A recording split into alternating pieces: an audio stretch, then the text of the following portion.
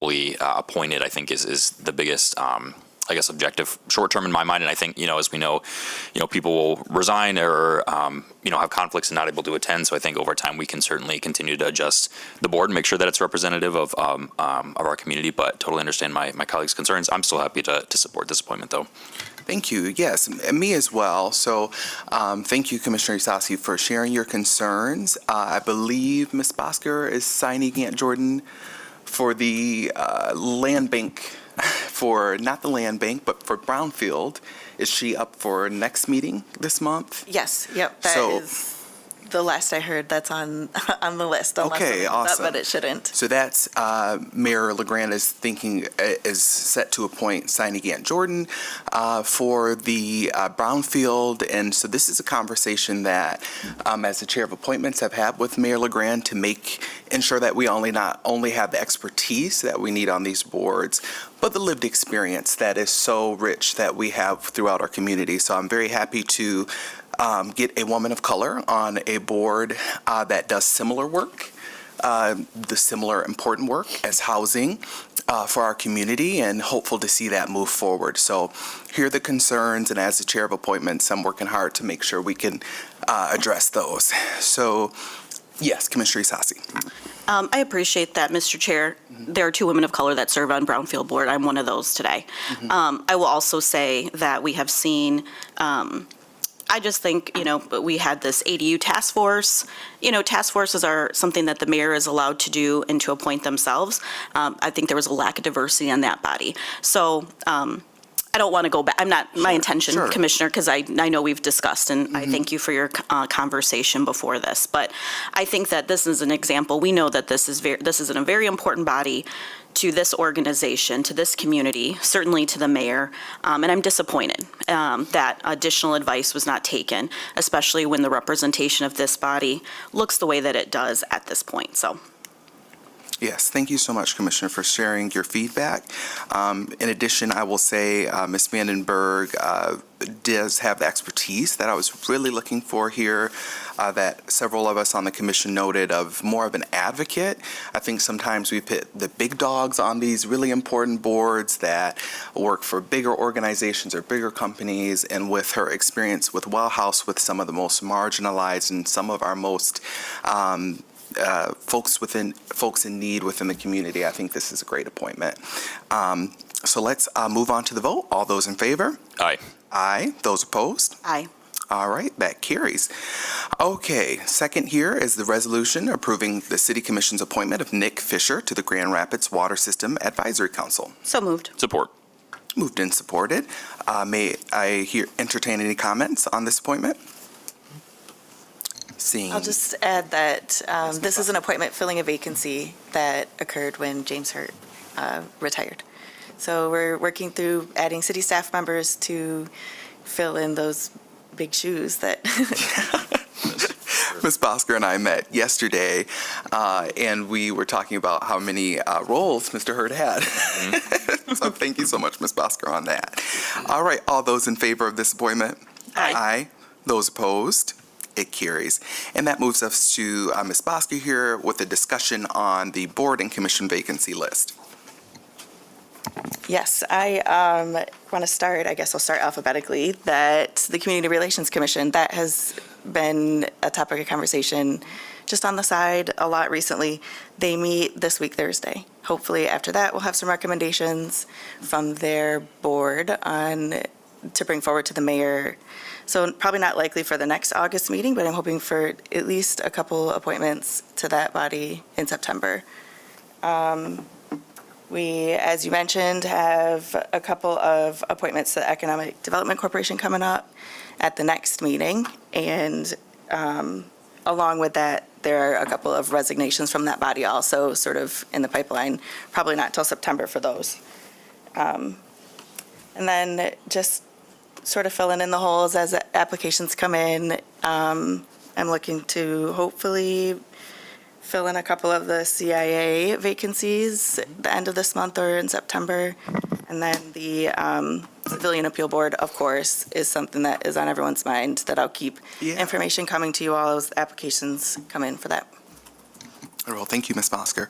And then lastly here, I just want to have a quick discussion just to allow the public to be as looped into this as they can through with any possible change of policy for appointments. So we are working as a committee to find a date to chat about some of the policies, updating some of the policies, things such as term limits, right, Ms. Bosker, background responsibilities in terms of, background checks and things like that. If you'd like to elaborate on that, Ms. Bosker. Yes, that is another thing that has come up. The city commission policy that sort of directs the boards and commissions hasn't been updated for a while, and there have been some things that people have noticed that could be addressed, and so that was something we were thinking, we're working on a work session just to be able to spend a little bit more time discussing those things, discussing the content of our application, so things that may be able to be changed administratively or with a recommendation to the committee of the whole. Wonderful. Yes, Ms. Behrens. My apologies for the last minute update. I just wanted to make this committee aware that we do have an action item on the Community Development Committee that has sort of a tangential impact of appointing a couple members to the EDC board. So that is something that is the result of a request to issue debt, which is something the EDC can do for private activity bonds. And under the state statute, that action requires sort of the temporary appointment of special directors, and their terms are automatically ended when they take the actions that are envisioned under the state law. So as a matter of ease and to keep all the explanations on one agenda, we put that in the Community Development Committee, but did want to let the Committee on Appointments know that that was happening. Thank you very much. Comments, colleagues? Wonderful. Anything else, city staff? All right. Wow, what a long meeting. We will adjourn the Committee on Appointments at 8:09 a.m. Have a good morning.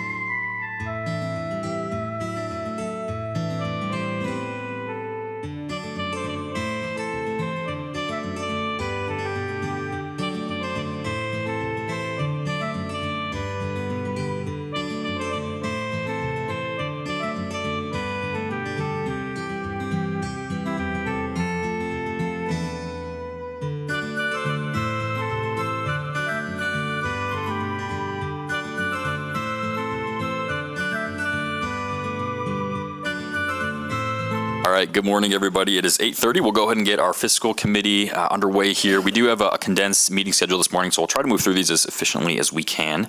Item number one, we're starting off with a resolution recognizing Emmanuel Hospice as a local civic organization. Is there a motion? Support. All right, moved and support. I'll turn to Deputy City Attorney, Mr. Strom here.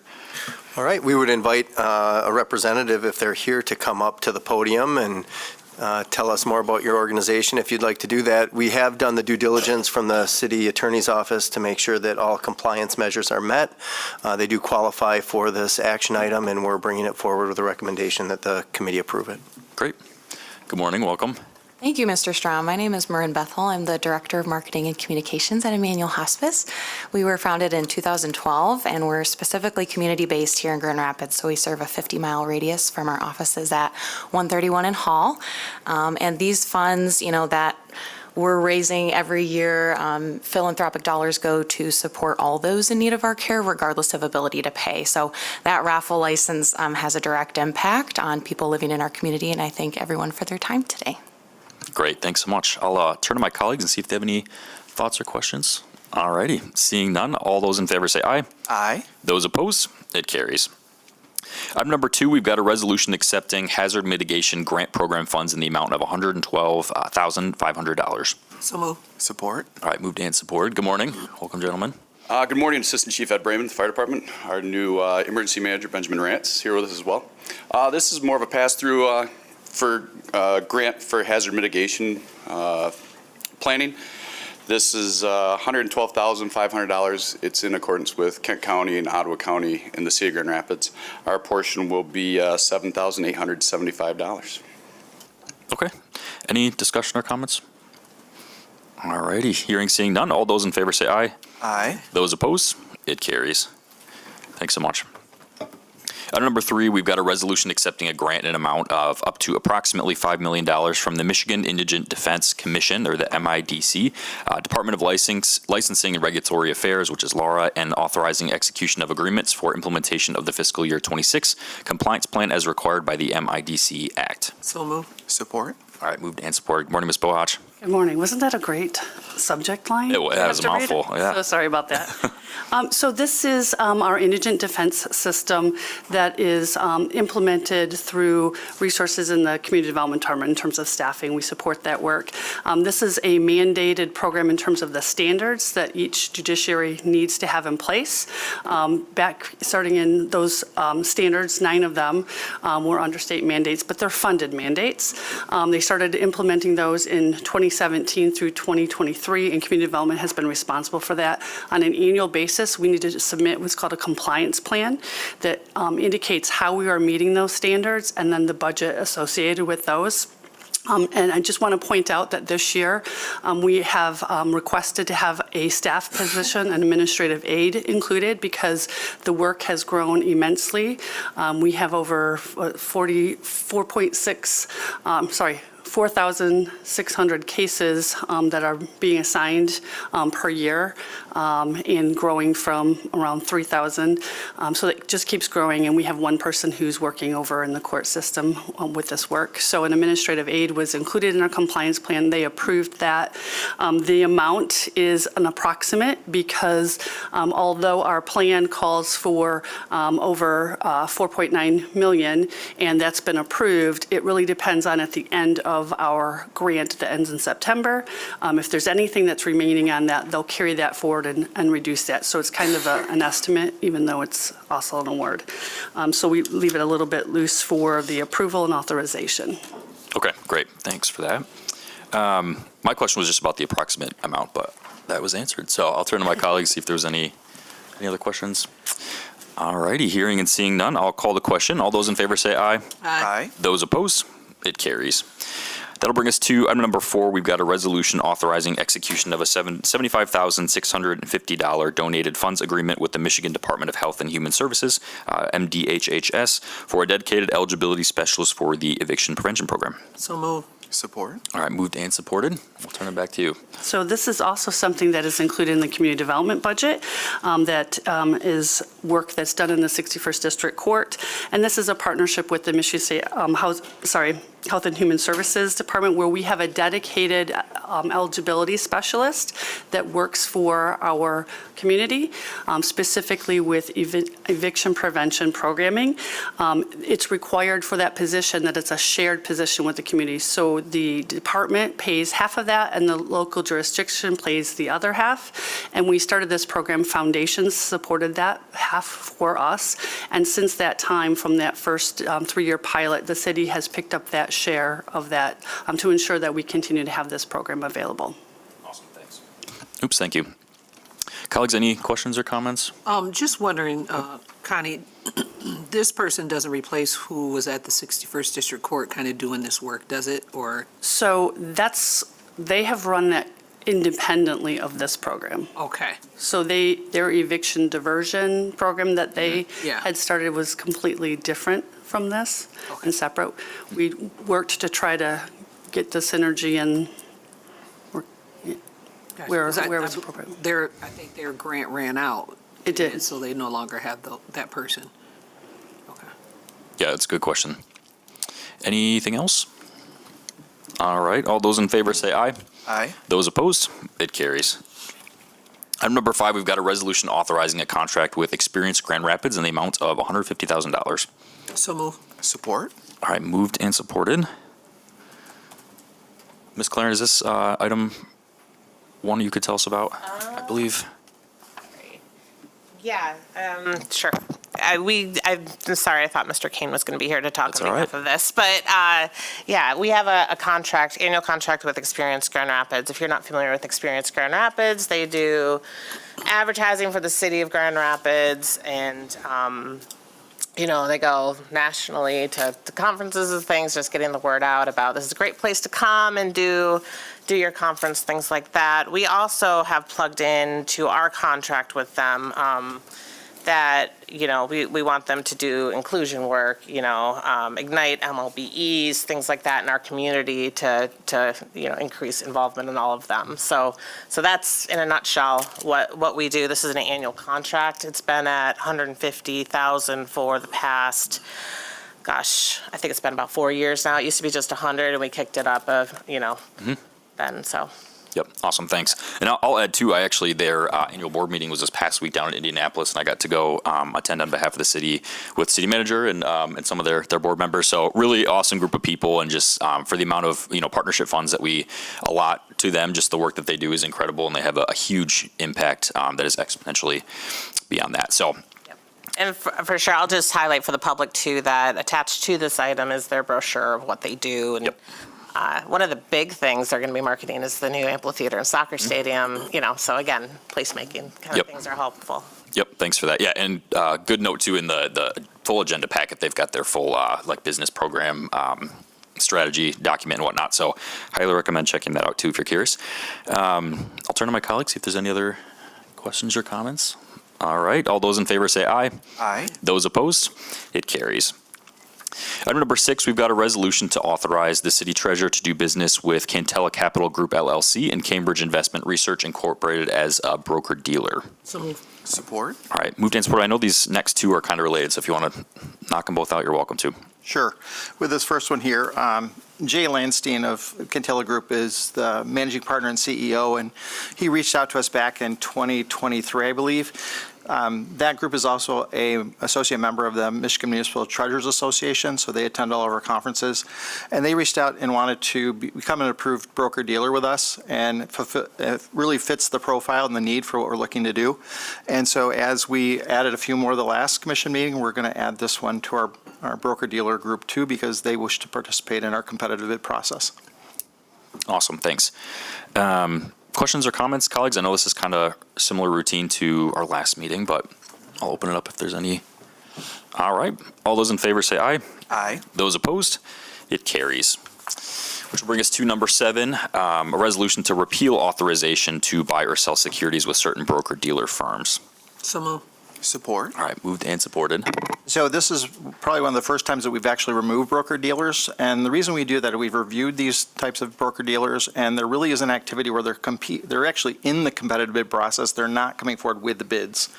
And so we went back and we did some research on a few of them. We haven't received a bid from a few of them since 2021. And then that was only one bid, and before that it was 2019. So we really want to keep broker-dealers that want to participate in this group.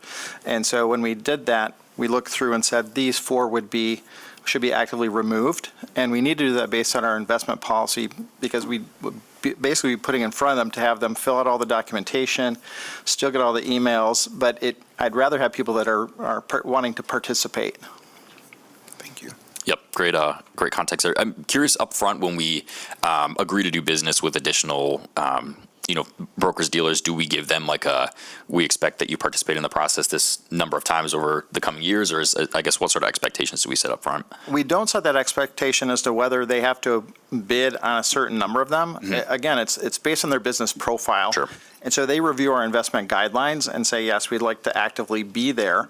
But again, anytime we put out a bid, it depends on where they are. The challenge is fixed income securities are the least profit margin of the work. And so we're finding that there's companies that can churn these through really quickly and come back with great bids. And those are the folks that we want to be actively engaged in. We understand that each business has a choice to make, whether they're going to participate a lot in fixed income, a little, or not at all. And so we have to go back and say it's not worth our time and energy, and we'd rather be in front of the people that want to be competitive bidders. Yep. Okay, thanks for that. That's good to know. Colleagues, any questions or comments on that one? All right, all those in favor say aye. Aye. Those opposed? It carries. Item number 8, we've got a resolution approving payments to the Kent County Drain Commissioner for maintenance work to the Paris Drain not to exceed $25,000. So moved. Support. All right, moved and supported. Good morning. Good morning, Commissioners. Dan Tabor, Stormwater Manager. This is for, I would consider general maintenance work on the Paris Drain. The Paris Drain itself is actually located entirely in the city of Kentwood, but the drainage area, so the applicable area that would get assessed, includes 32% of the city of Grand Rapids. I'd say the southwest corner of the southeast side of the city. This is really just for general drain maintenance work, some debris removal, cleanup, soil erosion prevention. So I would say typical drainage work here. Okay, thanks. Colleagues, any discussion? All right, all those in favor say aye. Aye. Those opposed? It carries. Thank you. Thanks. Item number 9, we've got salary ordinance amending sections 3.1 and 3.2 of ordinance 2022-40, new classification for paralegal and a range change for utilities director. So moved. Support. All right, moved and supported. Welcome. Good morning. My name is Ovell Barbie, serving as the interim HR director here in support of Michelle Eddy. Great. So the utilities director, at the request of the executive office, the HR department reviewed the salary range for the utilities director classification. The managing director position is currently classified in the 25U range, while the utilities director is set at a range of 26U. In the interest of maintaining parity across executive leadership roles, we have requested the reclassification of the utilities director to be reclassified from a 26U to 25U. For the paralegal role, at the request of the attorney's office, it was requested to add a new classification titled paralegal. Over time, legal assistant positions have evolved. These assistant positions have transitioned into more paralegal roles and responsibilities. The department has requested to add the new classification of paralegal to better articulate the responsibilities in the department, as well as to make sure that the salary is commensurate to the added work and responsibilities of the new role. These classifications and ranges were reviewed and approved by Civil Service Board on July 29th. At this time, we are requesting your approval. Awesome. Thanks for the info. Colleagues, any questions or thoughts on this one? All righty. All those in favor say aye. Aye. Any opposed? It carries. Similarly, number 10, we've got a salary ordinance amending section 4.3 of ordinance 2022-32. And this is range changes for our electrical inspector 1 and electrical inspector 2 roles. So moved. Support. All right, moved and supported. Okay. All set? Anything to add on that one? For the electrical inspector 1 and electrical inspector 2, at the request of the building inspections department, the HR department reviewed and updated the job requirements and the salary ranges for the electrical inspector 1 and 2 positions. These changes are necessary to address the rapid evolution of electrical systems and the growing complexity of inspection work. Advancements in electrical systems, home energy storage, and electrical vehicle charging stations have significantly increased the technical expertise required for these roles. At the same time, the competitive job market has created challenges in attracting and retaining qualified inspectors. Electrical Inspector 1 position was at the 21 AH salary range, and the Electrical Inspector 2 position was at the 24 AH salary range.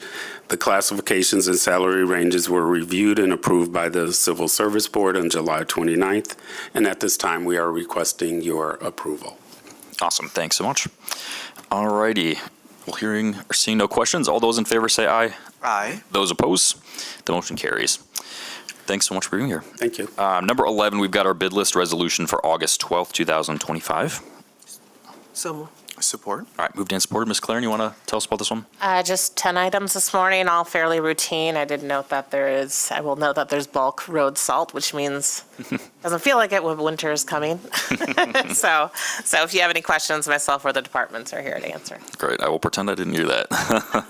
Thanks. And that begins on page 44 in the packet if anyone wants to go read through those items. That said, I'll call the question. All those in favor say aye. Aye. Those opposed, it carries. These last two we don't need a motion for. Number 12, we've just got our comptroller's warrant report for the period of July 15th, 2025 through July 21st, 2025 in the amount of $55,705,174.40. I'll turn to our city comptroller. Good morning, Commissioners. Good morning. For the period referenced there, cash payments were released totaling approximately $55.7 million, which includes just over $6 million for employee payroll-related payments and approximately $206,000 for income tax warrants. In terms of quantity, 750 income tax refunds were issued and 651 checks and electronic payments were issued. All the funds cited above were issued for payment by individuals not in the city comptroller's office, not in accordance with the terms of the city charter. And the purple note below from the law department was added in, and I would just like to ask the deputy city attorney to please speak to the applicable regulations and laws that are being referred to in this note. Could you please cite those regulations and laws? We've had that internal conversation with the client time and time again, so I'm satisfied that we've had that conversation. Thank you. So those can't be shared in a public meeting? I'm just going to reiterate, this is not the appropriate forum to be discussing this matter, and we've been given instruction on how to go about that. So with that, I'll turn to my colleagues and see if there's anything they want to add or ask. Otherwise, we will go ahead and receive and file that. Thank you. Lastly, we've got our treasurer's report for period July 16th, 2025 through July 30th, 2025. And with that, I will turn to our city treasurer. Good morning, Commissioners. Morning. Well, with our report today, there's a couple other things that have transpired, and we just had inflation numbers issued today. And the key point to that is they did come a little bit below expectation, but when you really peel it back, it's the core CPI that we have to focus on. That's what the Fed pays attention to, because that excludes the high volatility items like energy and food. That's trending upward. That was above expectations. They're expecting 3.0% year over year, but it's 3.1. So this is a much more clear indication of where we're headed. And so that's going to cause some challenges, whether the Fed is going to still maintain its way that it's going to hold rates steady.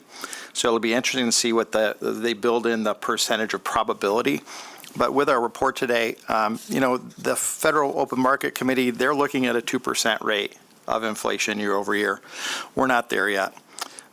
When they actually look at the personal consumption expenditures, people are still spending money. And so because they're spending money and we have tariffs that are in place and prices are still trending up, it hasn't affected their buying decisions yet. And so we're watching savings decline, and that's worrisome because, we're spending now and what's going to happen later, we don't know yet. That picture hasn't been drawn very clear for us yet. But what Investment Officer Levi Bolt included in this is a diagram that comes from Bloomberg that shows what they're expecting to be the number of cuts or hikes going forward in the next, basically, almost year and a half, 18 months. And so even if this is a best laid plan or scope of it, we're looking at still having an interest rate of 3.2% in January of 2027. That's not declining very quickly. So, it's still going to be a sticky environment as people are trying to issue bonds for projects. Rates are still going to be up there as people are trying to borrow money for homes and cars and everything else. It's still going to be up there. It's still going to be high. And so there's going to be challenges too as we see that if inflation is still there. Again, with this last committee meeting, we wanted to note in our first paragraph that the vote was 9-2. It wasn't a unanimous vote to keep rates the same. When you have that dissension, you kind of wonder what that dissension is. It just so has to be the two people that voted no are in line to potentially be the next chairman or chairperson of the Fed. So, they're very solid individuals, but, you wonder, is the next vote going to be 8-3? 7-4. That's something we're going to continue to watch on because it's more important to see what the statements are coming from these individuals, as well as Chair Powell. Each of these individuals on this panel, on this committee, are able to do public comment and different things and do give presentations nationally. So it'll be interesting to see if they're going to be speaking somewhere else and to see what type of message they project. But I do want to reiterate that the funds that we have $859 million. Some of that is still school or the property tax money that we still have yet to distribute, but we're earning 3.56%. And so we put those property tax dollars we collect into U.S. Treasuries until we actually spend that money out. In fact, more than likely the next report that we have at our next City Commission meeting, City Comptroller is going to show you that we just released over $100 million of property tax money that we sent to the local taxing authorities. Awesome. Well, thanks for the information. I know all eyes are on the Fed, so we'll continue to watch. Colleagues, any questions or comments for our City Treasurer? No? All right, hearing none, we'll go ahead and receive and file that then. That concludes our meeting. We'll go ahead and adjourn at 8:52 here, and then just as a reminder, community development is at 9:10 this morning.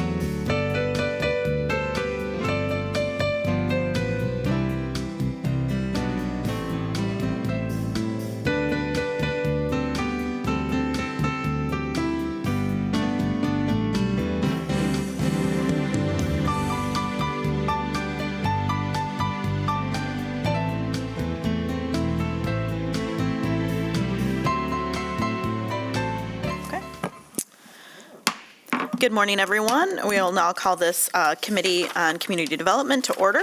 As you know, we're bypassing, so thank you, Travis, for helping us get the mics. So sorry for the delay. We do have a number of items, and a reminder that our community, our Committee of the Whole will begin at 9:45 as well.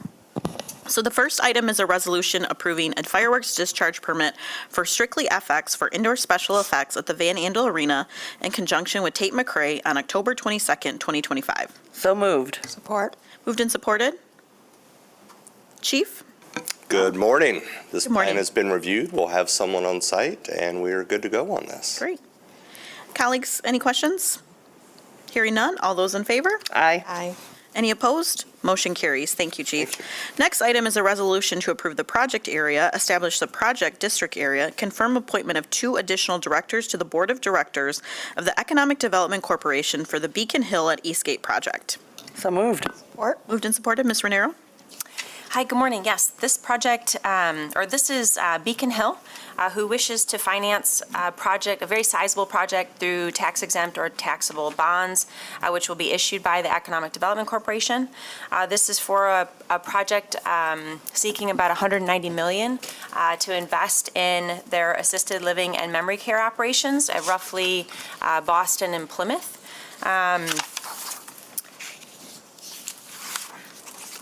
I just wanted to call some attention to the EDC and how it operates, right? So the EDC doesn't necessarily capture TIF or any millage or levy any millages. This is one of its primary functions to help issue private activity bonds on behalf of certain qualified entities. And so we don't see this often, but we have seen Beacon Hill in this capacity before with previous expansions. So this is just following the letter of the law in Act 388 of 1974 to appoint 2 special directors, which are temporary to the process, as well as put forward a project area and project district. And I have representatives of the project, including our bond counsel here, if we have any questions. Questions, colleagues? Ms. Behrens gave us a little preview of this at our Committee of the Appointments as well, so that was a good overlap. Hearing no other questions, all those in favor? Aye. Any opposed? Motion carries. Thank you. Thank you for being here. Item number 3 is a resolution setting August 26, 2025 as the date to consider an ordinance rezoning the northeasterly 1,916 square feet of 1364 Leonard Avenue Northwest to the TN-TBA Traditional Neighborhood Traditional Business Area Zone District. Do you have a motion? So moved. Support. Ms. Turkelson? I'm sorry. No, you're fine. Good morning, everyone. Ms. Turkelson is not here today. I'm Tyler Kent. I'm the Assistant Planning Director. Number 3 and number 4 are interrelated. So the property owner at 1362 Leonard recently purchased the property. The property is zoned TN-TBA. As part of that purchase, they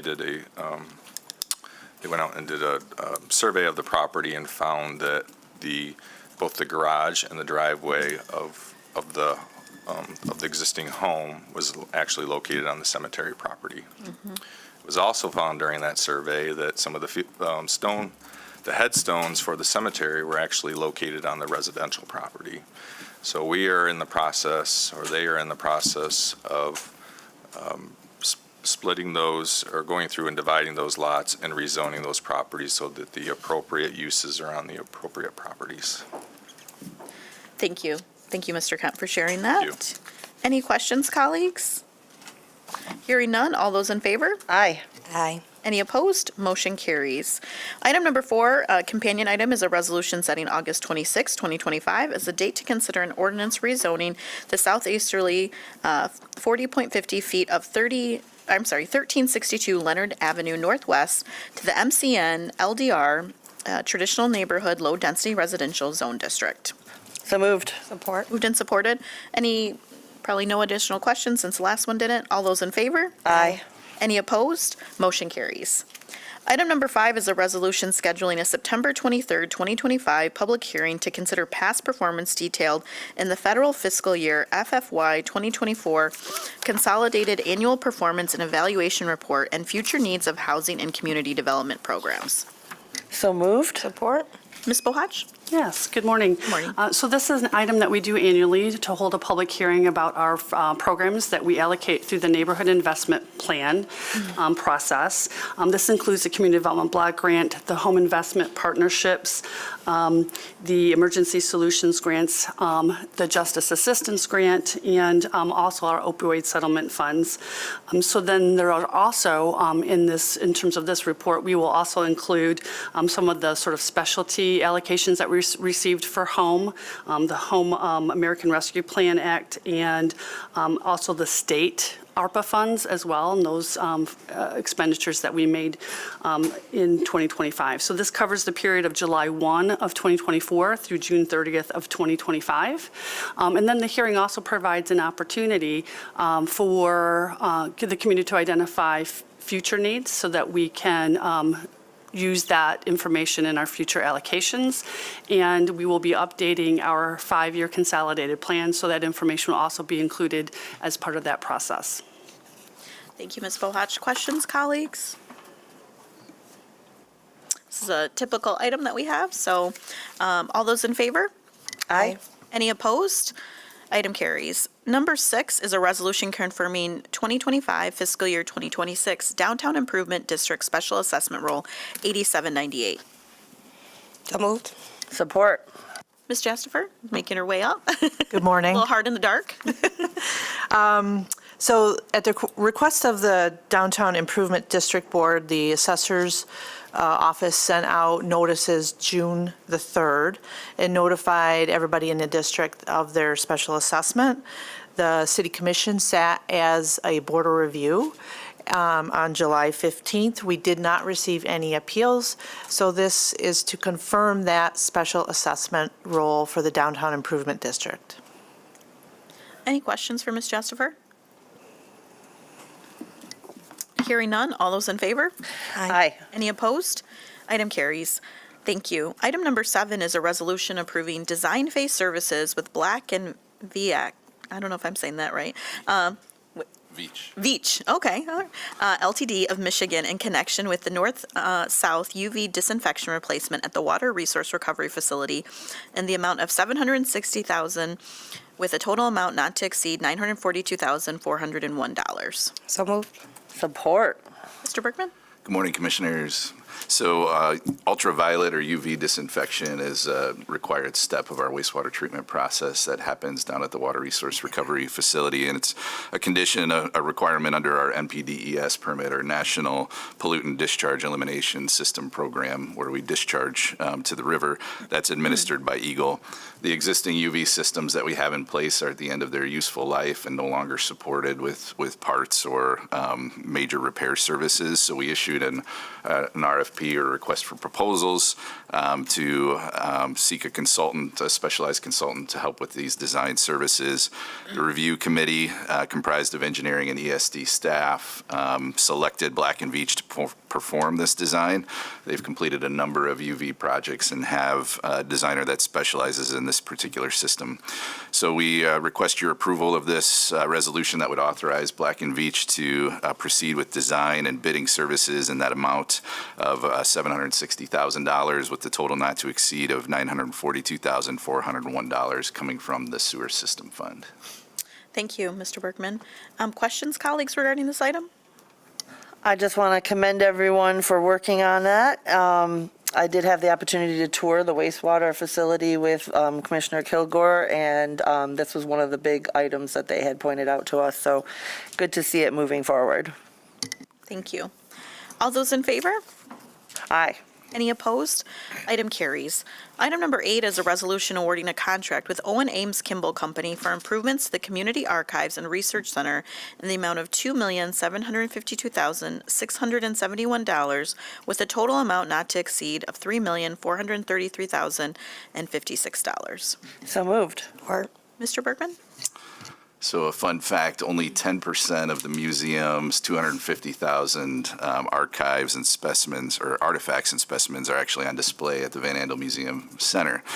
The rest are preserved at the Community Archives and Research Center that's located at 223 Washington Street Southeast. This project aims to provide community access to the entire collection, ensuring preservation of collections and creating engaging spaces for people to interact with these objects. Currently, there are 2 floors of empty white box space at the CARC that will be built out with the new community entrance, reception area, artifact labs, classrooms. 2 large storage areas that exist will be remodeled to maximize collections, storage, and create versatile spaces that will support a variety of programming. 7 bids were received for this work, and OAK provided the low bid of just over $2.75 million, which was over the engineer's estimate of $2.5 million. I reviewed the bids. The bottom 6 of those 7 bidders were all within $180,000 of each other, so very close. So we feel comfortable recommending that the award be made. OAK will be utilizing a 21% micro-local business enterprise participation rate. So we request your approval of the contract award to OAK, authorizing that not to exceed amount of $3,433,056. That'll come through the Capital Improvement Fund with funding that has been raised by the Grand Rapids Public Museum. Thank you, Mr. Bergman. Questions, colleagues? I just, I guess tours are the theme of the day. I did tour the CARC recently too, and I'm really excited to see about the expansion. I got to stand there. It's really going to be a very useful space for the public and act as a better way for us to do research too. All those in favor? Aye. Aye. Any opposed? Item carries. Item number 9 is a resolution awarding a contract with Owens Ames Kimball Co. for Paul I. Phillips Gymnasium interior and exterior improvements in the amount of $589,287 with a total amount not to exceed of $833,525. So moved. Support. Mr. Bergman? The Paul I. Phillips Gymnasium is located at 726 Madison Avenue. It's owned by the city and operated by the Boys and Girls Club, but it's the city's responsibility to execute required capital projects on the facility. This project will bring some much-needed improvements to the facility, originally constructed in the 1950s. Work includes installation of a barrier-free ramp at the Madison entrance, parking lot reconstruction, remodeling restrooms, installing intercoms and remote entry systems at entrances, updating interior finishes, and other components that have surpassed their useful life. 5 bids came in. OAK, again, was the low bidder on this project. That bid amount of $589,287. That includes 2 alternates that we're recommending be awarded as part of this. Overall, it was below the engineer's estimate of just over $880,000. OAK will be utilizing a 12% microlocal business enterprise participation rate on this project. So seeking your approval of that award to them, and that authorization of $833,525 will come from the Capital Improvement Fund Facilities Management line item. Thank you, Mr. Bergman. Questions on this item, colleagues? Hearing none, all those in favor? Aye. Any opposed? Item carries. Item number 10 is a resolution approving a construction agreement, accepting a public utilities easement, and approving a release of a portion of easement for Forest Hills Aquatic Center. So moved. Support. Mr. Bergman? Forest Hills Public Schools is installing an aquatic center on their property that's located north of Ada Drive, east of Forest Hills Avenue. The construction agreement will facilitate the relocation of a public water main that's part of the project. It's in the way of the building that's being constructed. So this includes a release of easement covering the portion of the main that will be abandoned, and then the new easement covering the relocated main. Thank you. Questions, colleagues? Hearing none, all those in favor? Aye. Any opposed?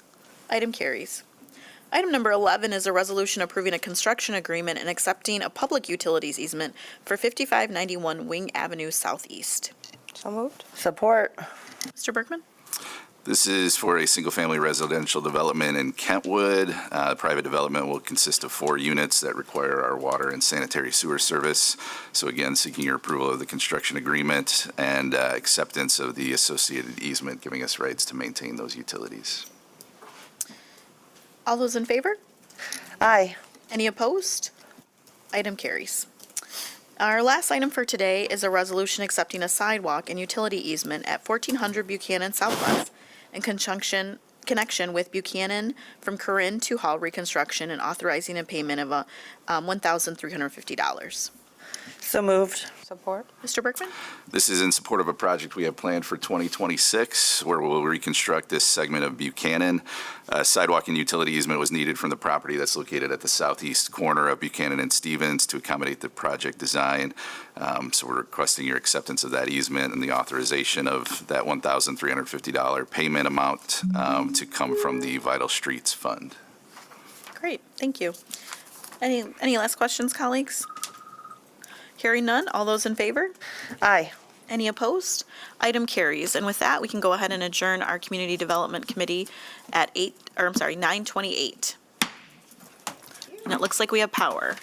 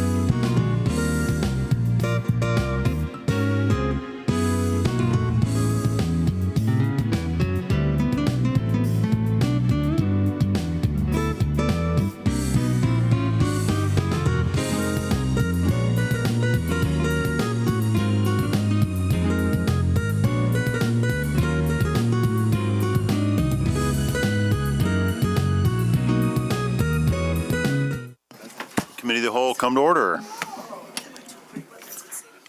First item of business is a resolution approving a request from That Early Bird LLC for development of a liquor license, a district liquor license located at 1445 Lake Drive Southeast.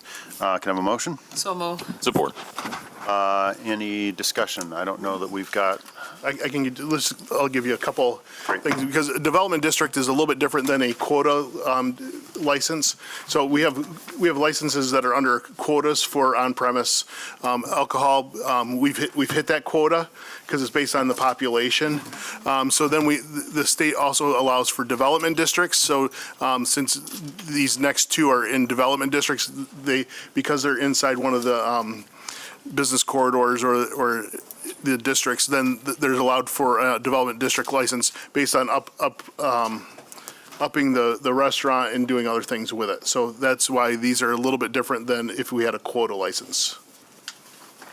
Right. And this is something I actually know maybe more than our clerk does about, since I've been involved in this business. But when we have generic liquor licenses, they're limited by population, and there's a formula for it, and there's a limited number of them. So there's a secondary market that people sell them on, and you get lawyers involved. So this is a new flexible tool that we developed, 10 years ago maybe, that allows us to essentially let these things pop up in business districts. So it still means we ought to, seems to me, be asking the same questions to ourselves, which is like, are we making a community problem? Like, are there too many bars on this strip? Or, are we getting negative community consequences from this? And I will just say briefly that both of these look fine to me. I mean, the Early Bird's a good, well-run operation on Lake Drive. Doesn't seem to be like, we don't have Mardi Gras down on Lake Drive yet. Same with, I shouldn't throw shade on Mardi Gras, but, we don't have like big chaotic things happening on Lake Drive. And 701 Wealthy too, that's an area with a lot of good restaurants and bars, and nice to see development going on there. So any other discussion of this one? All right, all in favor, say aye. Aye. That brings us to our next one. That's the resolution from approving a request from Terraforma Holdings LLC for development district liquor license to be located at 701 Wealthy Southeast. Do I have a motion? So moved. Support. All in favor? Any discussion? All in favor, say aye. Aye. Great. This brings us to our third, which is, just to refresh everyone's memory, we had at our last meeting, we had the public hearing about this project. This is a resolution to approve the amendment to the Brownfield Plan, the City of Grand Rapids Brownfield Redevelopment Authority for Pleasant Hills Phase 3 redevelopment. And Good Ms. morning. Romero. Thank you, Mayor. Yes, this is the third phase of the Habitat project. So this is going to raise an existing building to make way for 27 residential for-sale homes, and where they will be serving 80 to 120% AMI, with 16 of those expected for below 180, actually. Or I'm sorry, below 80, not 180. Got it. So we'll need a motion, Mayor. So moved. Support. Okay, any discussion? We had, I think, an opportunity to look at this at the public hearing. Seeing no interest in discussion, then I'll ask for a vote. All in favor, say aye. Aye. Aye. All opposed, motion carries. And I didn't see the developer here, but if he's watching, and if he or she or they are watching on TV, we're sorry that it took so long at the last meeting for you to get in front of us on that business, but glad to be the end of it now. That brings us to our next item, eagerly awaited, and that's the resolution accepting the Grand Rapids Climate Action and Adaptation Plan and prioritizing certain actions. Can I have a motion? So moved. Support. And City Manager, if you want to kick us off on this. Thank you, Mayor. I want to thank this commission and the public for their work on this plan over the past 3 years or so. And I will just add a couple of things and then ask Ms. Wilkinson to offer additional perspective. But planning is what has made our city great as we celebrate our 175 years of anniversary. We have all kinds of plans from plans for our natural resources around water, trees, and parks, as well as mobility and economic development plans. And if we're continuing to, we'll continue to be a great city, not only of today, but the future, we will have to plan accordingly. And so as we reviewed this plan in your consideration today, I think there are a couple of questions that have come up, and how do we make sure we continue to grow in a responsible way with both our built environment and our natural environment, ensuring that we are doing it in a responsible way, knowing that we cannot solve this alone. Not one city alone, but certainly not one government alone, that it will take support from our federal and state government as well. And with the concerns around the federal government's effort to declimatize it, if you will, its budget or clean energy incentives, that makes this even more challenging. And I know there have been a lot of support for this plan, and we appreciate our members of the community who have voiced the support for making sure that we protect both our natural and built environment, but there's also lots of concerns. And so I think what you'll hear today, based on your direction that you have given us, to prioritize 20 action items from this plan, as well as the resolution clarifies intent for the plan to do what we can to protect our environment and natural resources, but also to make sure that we do not further widen the gap in achieving some of our other goals around housing affordability and having unintended costs of increasing the cost of development and making housing and other development more unattainable. So with that, I'll turn it over to Ms. Wilkinson. Thank you, City Manager. Good morning, Commissioners. This is a resolution accepting the Grand Rapids Climate Action and Adaptation Plan and prioritizing certain actions. In 2021, the City Commission passed a resolution declaring climate change a crisis, understanding that climate change impacts were already occurring in Grand Rapids and would continue to occur. Seeing an increase in temperature leading to hotter summers can lead to health impacts like heat stroke and heat exhaustion, and can see a rise in crime. An increase in precipitation and extreme weather events happening in larger bursts provide greater implications for flooding and drought, which can impact our communities, our environment, as well as our infrastructure. We're also beginning to see impacts that are beyond our borders, impacting our local air quality from Canadian wildfires. All of these reasons are what was considered to include in the resolution from 2021 to create a climate action adaptation plan with community-wide science-based targets. The 2020 resolution also aligned with other sustainable urban development practices and plans, such as the Green Grand Rapids Plan and the Economic Development and Mobility Plan, amongst others. And community engagement of this plan occurred over 3 years, and developed a plan with community goals, strategies, and actions that work towards our community-wide science-based targets, which are 62.8% per capita greenhouse gas emission reduction by 2030 from our 2019 emissions and 100% by 2050. While reaching these targets may be challenging, as the City Manager said, due to federal funding changes, the City is committed to advocating for federal and state funding to ensure that the local community does not bear the cost of a global crisis. On April 29th, the City Commission held a public hearing. While we have heard both support and concerns for this plan aims to mitigate those harmful climate impacts by working on voluntary and incentive-based actions that avoid unintended consequences that could hinder the housing and development affordability.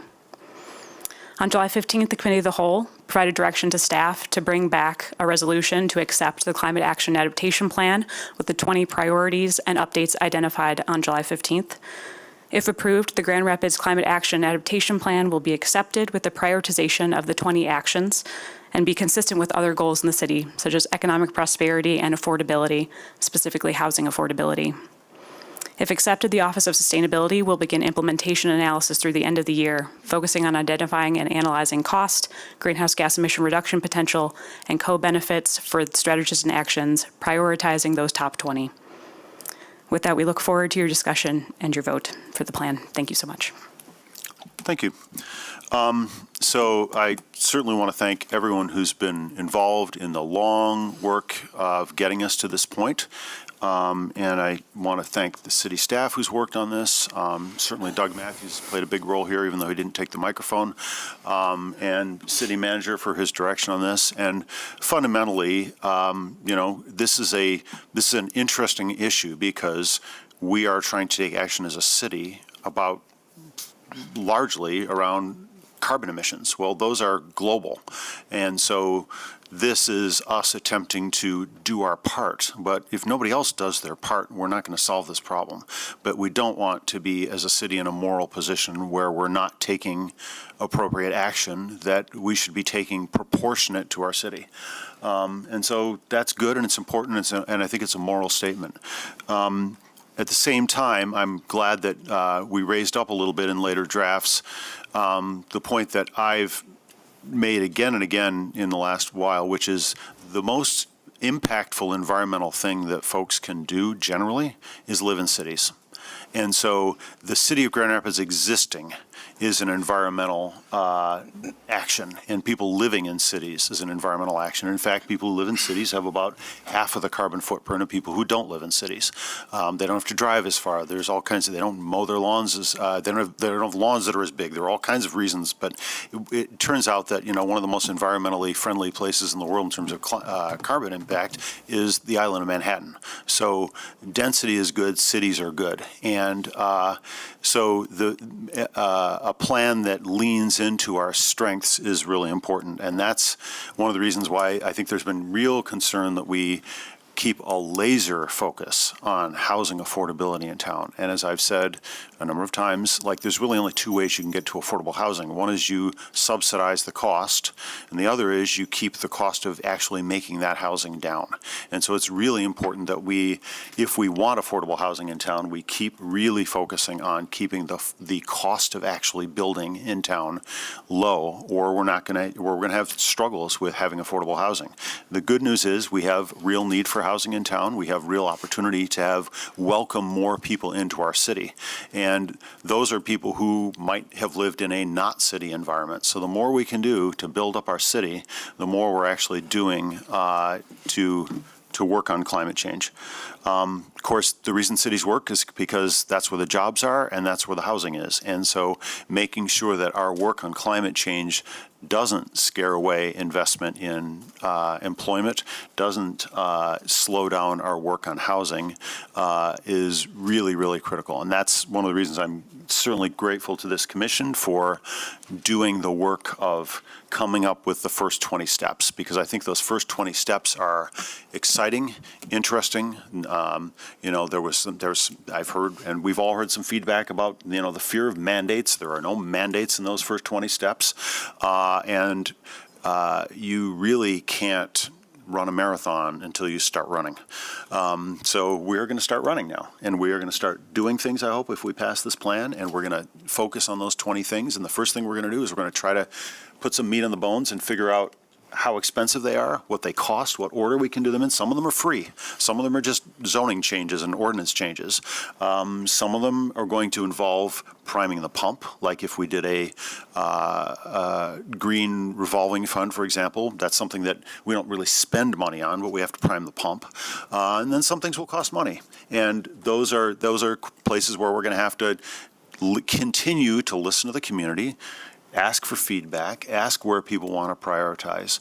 But I'm glad that this conversation has really landed us on a focus on really making sure that we build a city that has more density, more affordable housing. And I think that that's really, really critical as we talk about environmental work, because as I said, I think the most important environmental thing all of us residents in the city can do is keep living in the city and invite more people, welcome more people, and make more space for people in our city.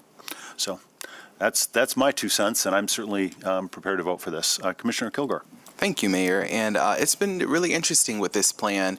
It's brought about a lot of really good conversation. I think one of the best aspects that it's highlighted within community is we can walk and chew gum at the same time. I think it was an interesting conversation to have from some folks, and it was nice to see them recognize this of these two are not conflicting things. So adding density, pouring into our housing, focusing on that, and focusing on our climate don't live in separate sectors. They dovetail. They're together. It's same thing on supporting our businesses. So, foremost, it's important to know that there's no policies, ordinances, or other regulatory measures that go into effect as a result of our decision today. So this is not a regulatory document. This is not a document saying that you have to do this. What I've been saying to folks within community, and I've met with the mayor, Commissioner Belchak, and I met with groups and dozens of residents across the city in the months leading up to this vote about what their concerns were. So some of the concerns were, I want to go back to the metaphor that I've been giving folks. Is it's like going to your doctor. So your doctor will continuously tell you you need to eat better, get better sleep, and work out. You're not going to go to jail if you don't do those things, but life is going to get significantly harder. And so climate can't wait.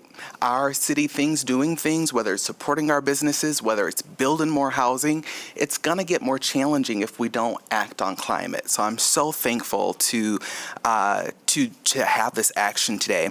I want to read a letter here from a group, multiple groups within the state here, both in Grand Rapids and throughout our peninsulas. Climate Cabinet, the Michigan Environmental Council, U.S. Partnership for Education for Sustainable Development, Michigan Climate Action Network, Michigan Coalitions for Climate Action, Environmental Justice Caucus of Michigan, Michigan Environmental Justice Coalition, Ecology Center, and the Sierra Club. Specifically because we had some of our partners within the business community, I thank them for their feedback. The GRAR, the Grand Rapids Area Realtors, and the Grand Rapids Chamber of Commerce. The GR Chamber, I want to specifically address some of their concerns and that we've seen within community, both in calls, texts, and emails. They say, as a group of environmental organizations who are committed to advancing efforts to decarbonize buildings in the state of Michigan, we would like to bring an important matter to your attention. We have followed the Climate Action and Adaptation Plan, and we applaud the intentional planning and collaborative spirit of the City of Grand Rapids and its Office of Sustainability. The Climate Action Adaptation Plan is a strong step forward to establish a foundation for intentional climate action in the city and serves as a framework that we can build upon for future years. It offers a wide set of goals for the city to continue to work on and prioritize moving forward, and does not preclude additional work beyond the initial phase of this plan. As organizations with special interests in building decarbonization and utility affordability, we are supportive of the goals and strategies that are outlined under the residential home section of the CAP. Michigan is still operating under outdated residential energy codes and saddle homeowners with higher bills. These strategic goals outline ways to create incentives, educate contractors and homeowners, and expand resources to improve the energy efficiency of both existing housing and new construction in Grand Rapids. These are positive opportunities that could both save money and reduce pollution. However, there have been recent efforts claiming that the goals included in this section would make housing unaffordable. These claims are unsupported, misleading, and untrue. The facts are indisputable. A failure to act will cost all Michiganders dearly. The CAP is an important blueprint on how to avoid and reduce these costs. First, the CAP provides a blueprint for the city, not a regulatory framework. Nothing in this CAP can be constructed as a mandate on homeowners. Further, some of these tax, sadly, within community have been offered without evidence. They repeat similar claims that we have heard spouted in opposition to updating Michigan's building energy codes, a fight that we have been engaged in over the past few years. Our residential building energy codes are currently out of compliance with state law, relying on the weakened 2015 model code that was passed nearly 10 years ago. State law requires these state codes to be updated on a cadence of 6 years at the maximum. While an updated 2021 energy code was passed earlier this year, the implementation is currently blocked by a legal challenge. We emphatically have supported updating our statewide codes to the recent 2021 model code for many reasons. In the absence of updated statewide residential building code, we rely on the actions of cities, such as Grand Rapids, to continue moving forward with increased energy efficiency efforts at the local level. While we wait for the challenge to the statewide code update to play out in the courts, we encourage you as decision makers to support these efforts in the CAP and not fall prey to tired assertions that energy efficiency anything but make housing more affordable for the residents of Grand Rapids through lowered utility cost. So I'm very thankful to receive this letter. We as local lawmakers and policymakers have to do our part, and this is just that. I don't think any of my colleagues, and I certainly can speak for myself, would want to do anything that would make housing more expensive here in the city. But we can walk and chew gum at the same time, and we've got to tell our state lawmakers to get it together. So if folks want to save homeowners money, please support this plan and tell your state rep, your state senator to get it together. Thank you. Looking forward to voting yes. Commissioner Rollins. Yeah, thanks, Mayor. I appreciate my colleagues' thoughts as well as the intentionality that you noted too about our this plan. Language being included to try and curb any sort of increase in prices that might be passed along to housing developers and business owners and things of that nature. I know I've personally shared some concerns since this came before us several months back at this point. I'm really grateful that the city staff has provided a lot of information and answered a lot of the questions that I have. So I do want that to be made known. I think ultimately many of the concerns I have still remain, and so I don't plan to support this today. I'm happy to not duplicate my thoughts here, and we'll share some more at our afternoon meeting just to kind of expound a little bit more. But again, I'm just grateful for the staff to work with me and have eased some of my concerns, primarily around the pricing piece. So thank you. Thank you. Any others? Commissioner Sassi. Thank you, Mayor. Thank you for the review, Ms. Wilkinson, and I also see Ms. Allison Sudderwoski in the building, who's part of this work, and you all worked closely together, and other members. Thank you both, my colleagues before, for recognizing all three of them.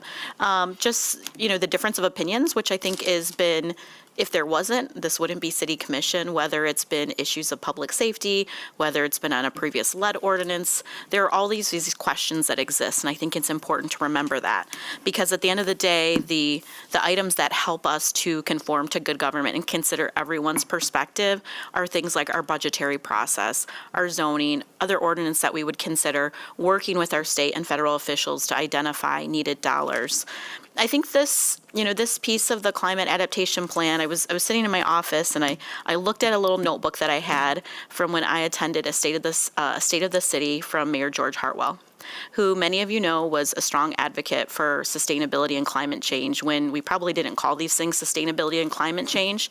Ms. Sutter shaking her head because she was part of that early work, working directly with businesses to understand how do we have a great impact to, the bottom line, but also people and our planet. And so I grew up in that environment working for a company that is very well known for their sustainability efforts. And so for me, this has been a very clear process of looking back to plans like our economic development and mobile GR plan that I was a part of before I was a commissioner, our master planning process. All of those pieces call for the things that we see in this plan, right? Greater accountability, quite honestly, and I think the accountability for ourselves as a city. Last year when we did an update around sustainability, we talked explicitly about that while the sustainability office might not be very large, it's mighty.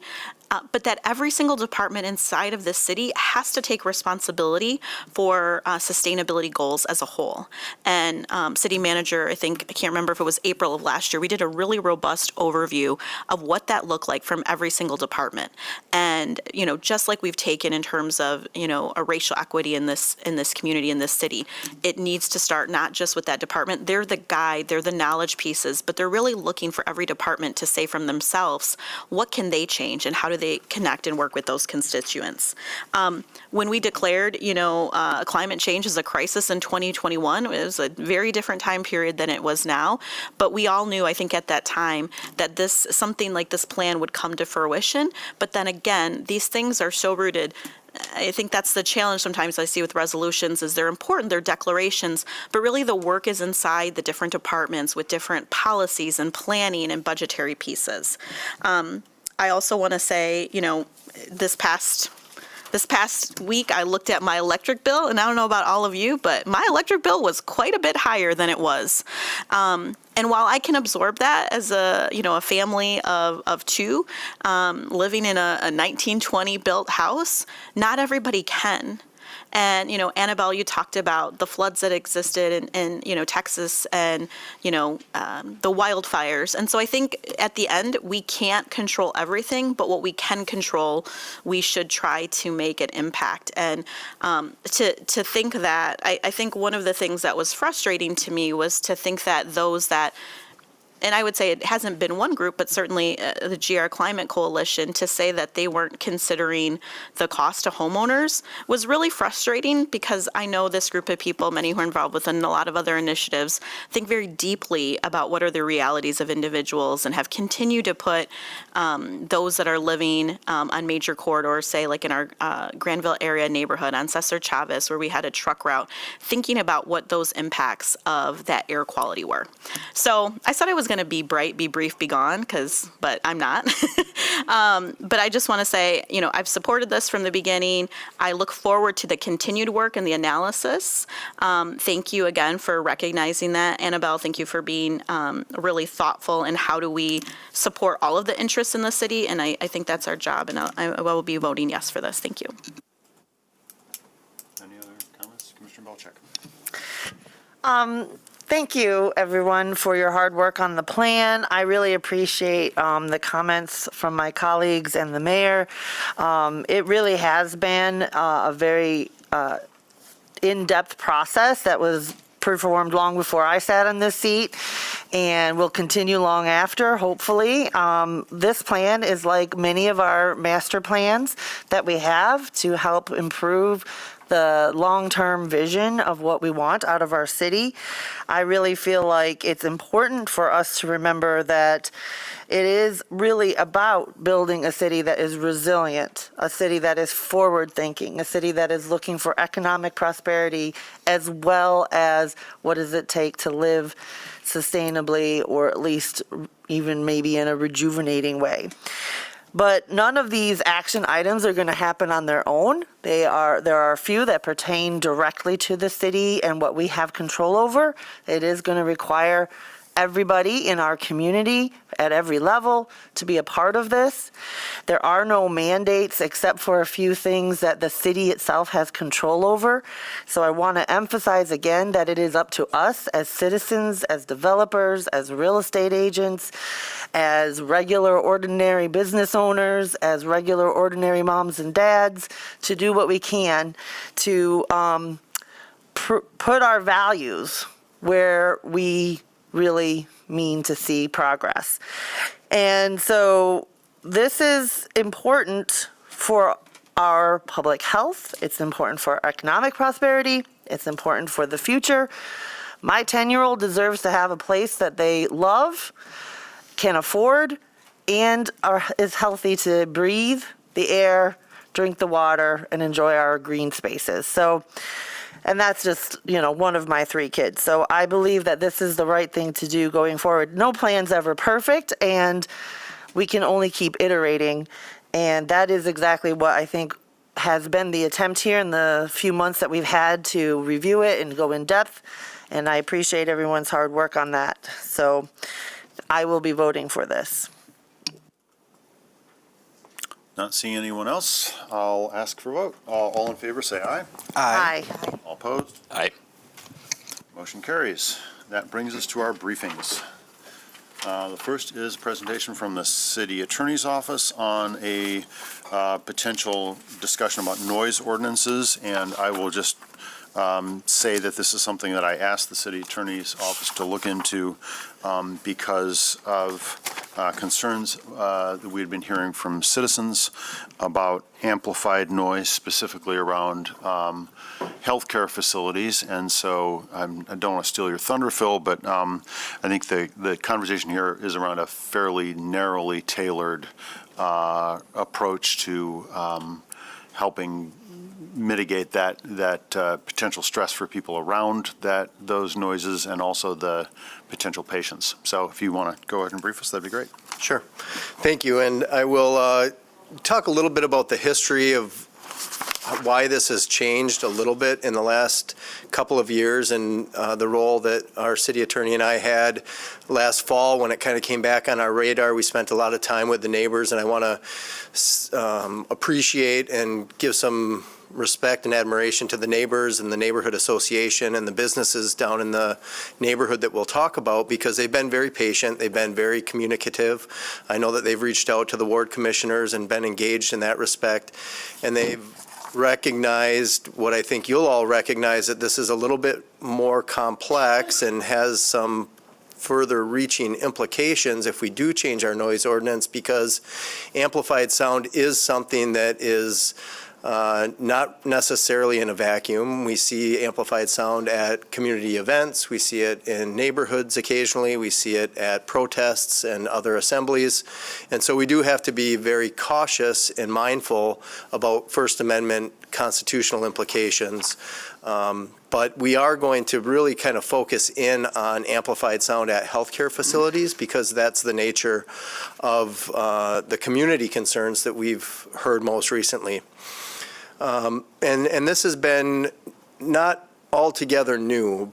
Prior to 2023, there was a healthcare facility focused on women's health care on Fulton Street. And at that time, in 2023 and prior, we did hear similar concerns related to noise complaints, but also patient privacy complaints for how individuals were using amplified sound and protesting at that particular facility. That facility closed in 2023. Excuse me. And the primary women's health care facility, most similar to the Fulton Street facility, is down in Heritage Hill on Cherry Street, and it's the Planned Parenthood location. And so they provide critical services to individuals in our community. And we have looked at whether or not we should further regulate noise at similar medical facilities in our city. The First Amendment right to free speech and the right to protest carry some restrictions. The government can regulate the time, place, and manner of how that activity is conducted.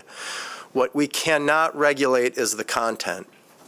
And I ask you to be very considerate and conscientious about, if this is to move forward from additional regulation, we are not talking about content-based regulation of what people are saying.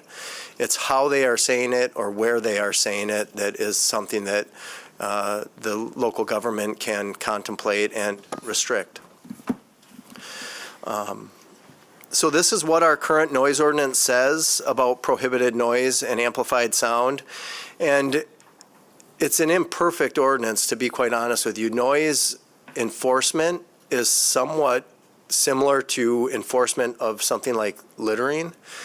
Sometimes a citizen sees it happen, but it can be very hard to have the police respond and gather the evidence, and whether or not it should be a criminal enforcement activity or a citation can be a little bit more complex. But right now, people are prohibited from operating any device creating amplified sound on public property or public right-of-way that is louder than average conversational level at a distance of 100 feet or more, measured vertically or horizontally from the source.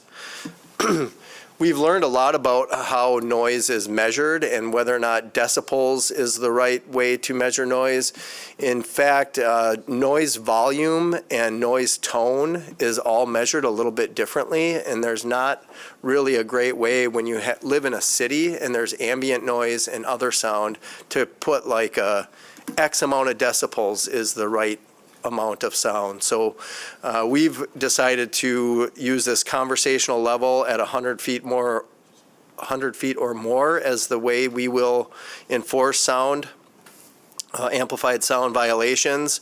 And to be quite honest, it's usually an educational based approach. If people are making amplified sound in violation of this, there's a desire to get them to comply with the ordinance, and oftentimes people do. But it's something that maybe isn't the highest priority on public safety's radar when they're getting called out to active felony investigations out in our city. So in general, it's been somewhat of a challenge to be as responsive as maybe some neighbors would like us to be when there's other things going on in the city that requires those resources. Now, many special events and even protest activities will get a relief from our noise ordinance, and they'll ask for an exception if they're organized and they know they're going to use amplified sound.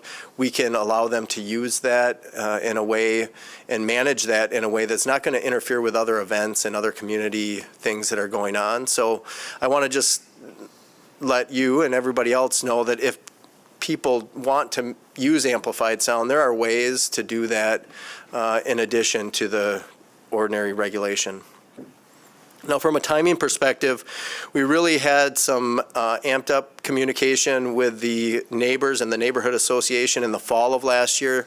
The city attorney and I went out to the neighborhood. We sat on porches. We talked to individuals. Some days we went out there to this particular location, and the sound of lawnmowers and leaf blowers was louder than the amplified sound that was going on at the healthcare facility. Other times it was really quite disruptive. It was loud, and it was something that maybe looked and smelled and felt like a noise ordinance violation, but it was intermittent, so it wasn't necessarily constant. The behaviors that I recognize on the few times that I was out there was occasionally the protesters were on loudspeakers. Sometimes they were engaged with people walking by, pedestrians, in regular conversation, but from a 10 a.m. to 2 p.m. block, there's constantly people in this location making noise, and sometimes it seems like it's in violation of the noise ordinance, but it's certainly disruptive to the neighbors. Now, we haven't had, to my knowledge, a ton of complaints by patients about their privacy, and I think that that's at least something worth noting, because if we're going to regulate amplified sound at healthcare facilities, it has to be in the name of patient privacy or privacy. This is a mixed-use place with businesses and residences, so there is other business and some industrial traffic to a certain extent for some retail shops going on there. So this isn't about content, because I think a lot of people can get lost in the argument of, do we like or dislike the message that's being demonstrated at this particular facility, and that's not the right reason to regulate under the Constitution. Around the same time that we got a letter from a neighboring business that was concerned, the Attorney General also put out some additional statewide guidance on how localities and the state can regulate certain activities. So this isn't the only type of time, place, and manner consideration that is under consideration. You can regulate protesting, picketing, and amplified sound at funerals. This similar activity too close to polling locations. And in the middle there, you'll see that protesting and picketing that impacts medical facilities was also specifically addressed in the AG guidance and deemed to be an appropriate regulation, balancing some of the conflicting or tense constitutional rights that we talk about. These are some bullet point cases pulled from the AG's memo. Noise restrictions and a buffer zone around clinic entrances based on concerns about ensuring the health and well-being of a clinic's patients are appropriate. Medical facilities and recovery periods might justify that noise should or could be regulated more intensely at those sorts of facilities. An additional concern with respect to medical facilities is adequate access to the facility for patients and for family members. So when you have a large amount of people gathering and maybe demonstrating in front of an entrance, the law seems to support a buffer zone at an entrance.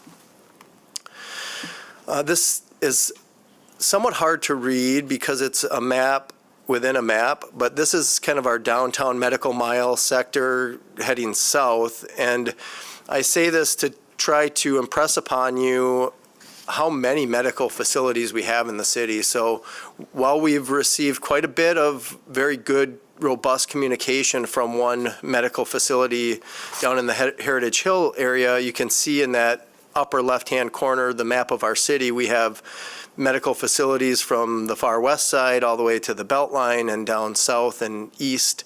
So if we are to regulate amplified sound further, we're talking about regulations at all medical care facilities, likely.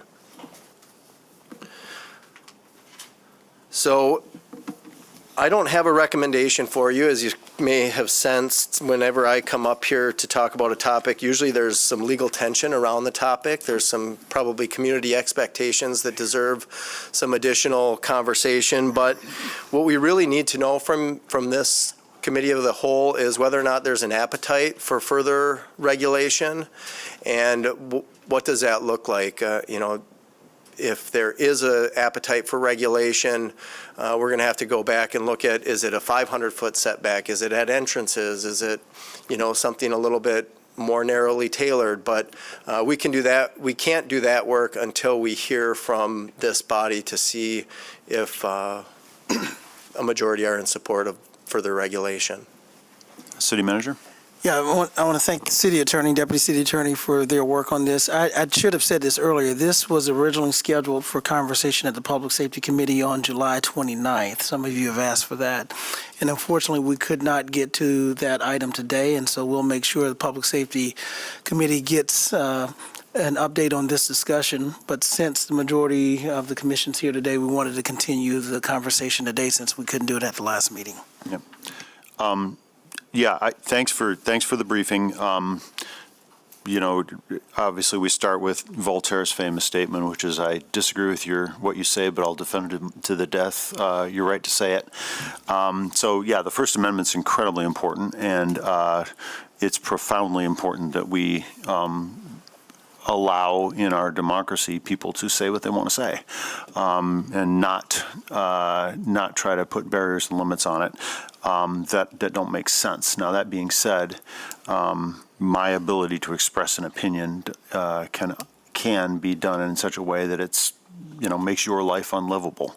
And I think you touched on some important points there. Obviously, we're talking about amplified noise. So anybody can stand in front of a health clinic and say whatever they want or yell whatever they want at the top of their lungs. If we were to regulate amplified noise, it certainly wouldn't stop people being out in front of healthcare facilities and expressing their opinions. One thing you didn't talk about, and I don't know that the Supreme Court's gotten around to talking about a right to peace and quiet, but it's certainly something that I think implicitly we all acknowledge is, we have the right to be let alone is maybe, I guess I think there's more specifically, I think about, like loud cars and, loud mufflers on motorcycles and loud jet skis and all of that. Well, are they letting me alone? They're not putting it in my face, but the noise certainly can travel a mile. So we live in a city. City has more noise than other places, and so expecting a silent city maybe isn't a realistic goal. But it's still true that if you go to cities that have less noise, I find it pretty positive. And so I think in general, questions about how people can have peace and quiet is an appropriate conversation. Now, in this case, we're talking about a very narrowly tailored thing. We're not talking about stopping speech. We're talking about stopping amplification. We're talking about doing it around healthcare clinics, and I think it's important to note that, okay, there's maybe what precipitated this conversation was maybe one site. But we all know there's been a lot of conversation in the community since COVID about vaccines. And we could tomorrow have people decide to start being in front of anywhere that provides vaccines with megaphones yelling their opinions about vaccines, or, there's lots of ways in which I can imagine there are things here where we want to protect not just patient privacy, but also the right of the community to not have disruptive levels of noise. I happen to live more than 100 feet away from the place that's been the focus here, but I will certainly say that when I walk around the block, I am often assailed by, or have been assailed by, that noise, and it's just a little weird to be walking around the block with family members, and there's a point at which you can't have a conversation and be heard very well because there's somebody across the street amplifying whatever they're saying at that place.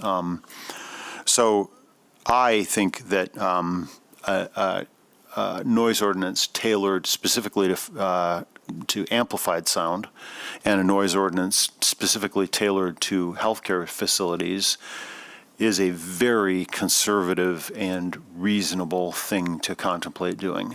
So I would be in favor of directing the city attorney to move forward and try to come up with some specific, reasonably tailored ordinance here. I might be in favor of something wider, but at least I'm certainly not opposed to a conversation that's tailored on those two axes.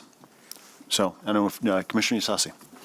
Thank you, Mayor. Thank you, Mr. Strom, and I just want to say much appreciation to you. I feel like you've always gotten these very narrowed conversations, whether it was when we talked about public safety measures in 2022 and 2023, and now this item, and many thanks to you and Ms. Hitchcock for meeting with the neighbors. I see representative from the neighborhood association here today, who has continued to work with businesses. The attorney that we received the letter from was a newer business that had just relocated there. Obviously, Mayor, living closely and having that. I think I echo the sentiments that I would also be in support of that. I think generally what we've seen is something, while maybe something larger could be possible, I think in terms of what might be presented as an anti to that, making it narrower would probably be in our best interest, just like we've done with some of the public safety measures. So that's, just my thought. I want to be representative of the neighbors that have continued to call me and to meet with me and to ask me for updates. And I think, there is this aspect. I think we've also in the past heard from Mr. App, who works with businesses in that district, who also had numerous concerns, I think, in the last couple of years, just looking at Ms. Barron's there, regarding some of that amplification. Again, not the content. I totally understand and want that in place. I think we're living in a time where we need to make sure that consideration. That's why I think our special events offices work so closely for individuals to understand what are those pieces that they can partake in to make sure that they're following those ordinances. But I just really appreciate you, City Manager, for moving this to the Committee of the Whole, because this had been delayed. I think there were a number of considerations, and we've seen our agendas over the years. But I just want to continue to share with all of us colleagues that the neighborhood is looking for what can be that balance and that relief. I think as we move away from the police department responding to sort of every call, we want our police department to be working on the most egregious things. They've already worked to identify, a co-response model. I think this is also another way. How do we take that alleviation and let, the police department do the work that is really intended for them? And how can we, to everyone here, this is not going to stop perhaps that somebody would violate said ordinance that we would do. And I think that's important for all of us to know. But to say this is a city that has these values, and we're trying to balance all the needs of everyone who lives here, who has businesses here. So I am definitely in support of this. I would hope that others, I've spoken with some of you about it before. Some of you have also met with the neighbors. While this may seem like a narrow issue, this is impacting quality of life in a neighborhood and businesses, and, has, again, I think, calls to our non-emergency line have been made, but then the question is, again, how do you weigh that out with the other calls that are coming through? So thank you. Any other, Commissioner Purdue? Thank you, Mayor. Thank you so much for the presentation, and I appreciate the due diligence being done ahead of time with talking to the Attorney General and doing some of that case law research. So this one is tricky because I think right now we are at a time where protecting the right to protest is really fundamental and key. And so I wouldn't want to do anything that jeopardizes that, both optically or otherwise. However, I do share some of the concerns around impacting medical facilities. I would like to learn more, but really I think the key operating word is impact. Like, what do we mean by impact? That's such a broad, vague word, and I'm sure the memo from the Attorney General probably stated a little bit more about examples of what that means. And I think about the impact of protesting and picketing on individual patients versus kind of the institution as a whole. So, for example, we see huge changes to our healthcare system that are in the pipeline. There might be folks who think that, they're in support of an institution's involvement or advocacy. There might be institutions that are not as involved and folks want to protest or have their voice heard outside. And so those are two very different scenarios to me. Someone who's protesting and interfering with someone's access to care versus someone making a statement and having their voice heard related to that institution and advocacy efforts and mobilizing efforts. So that gives me some pause. And again, I think fundamentally we really need to be ensuring that we're doing everything to protect the right to protest and First Amendment. So I'm open to hearing more, particularly around medical facilities, but I'm moving a little bit cautiously because of the two reasons that I mentioned, unless you have a more specific, detailed response now or later when this comes back to us. No, but just maybe a little bit of, I appreciate the comments that I've heard thus far.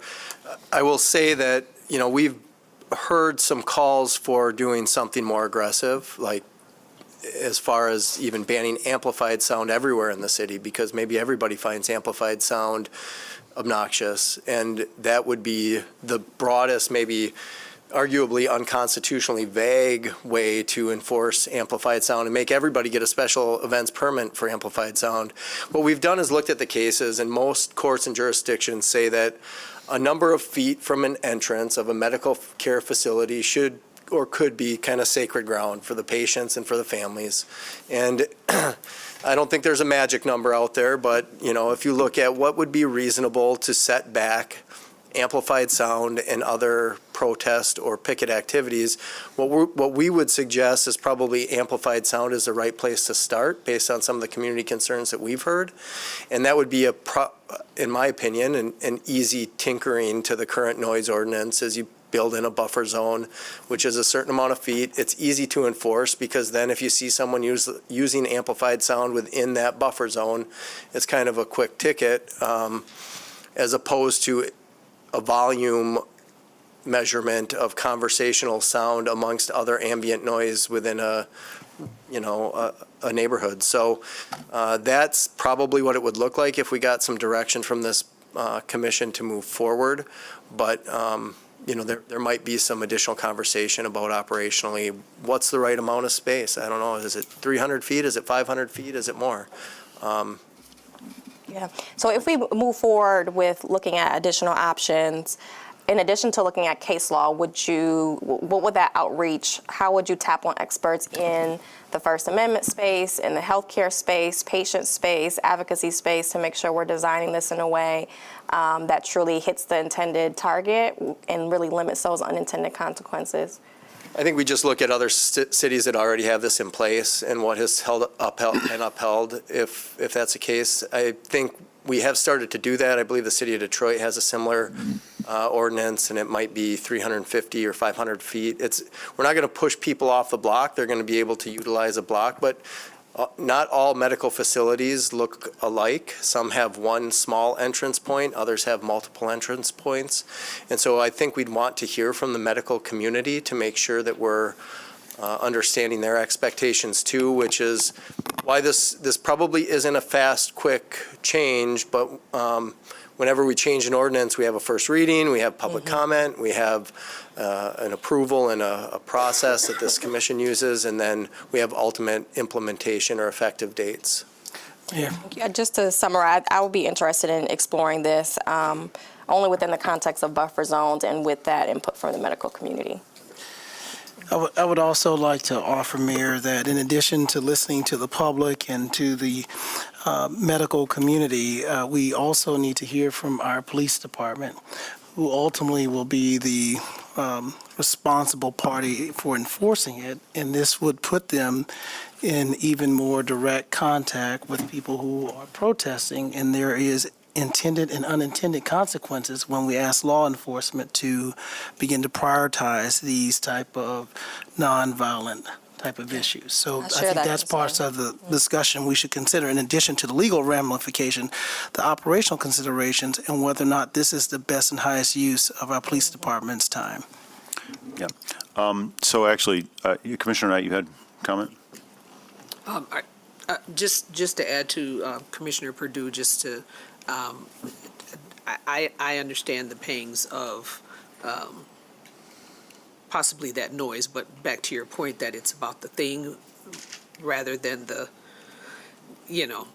because I don't, as you showed on that map, the number of medical facilities around our city, that we don't see this going on in any of their other areas, right? And so if the content itself is the reason for the thing, that seems to be where a lot of that is coming from, when you can say that you have a lawnmower or a leaf, if you have any type of lawn company in that area, that noise is going to be louder, the leaf blower is going to be louder than someone on this loudspeaker, and I don't see that person talking for 8 hours a day, because that's a lot on your voice anyway.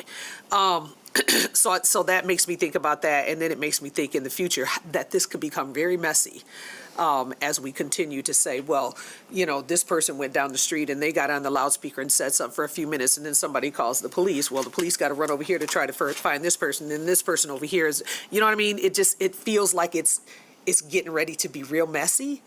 And that makes me real nervous.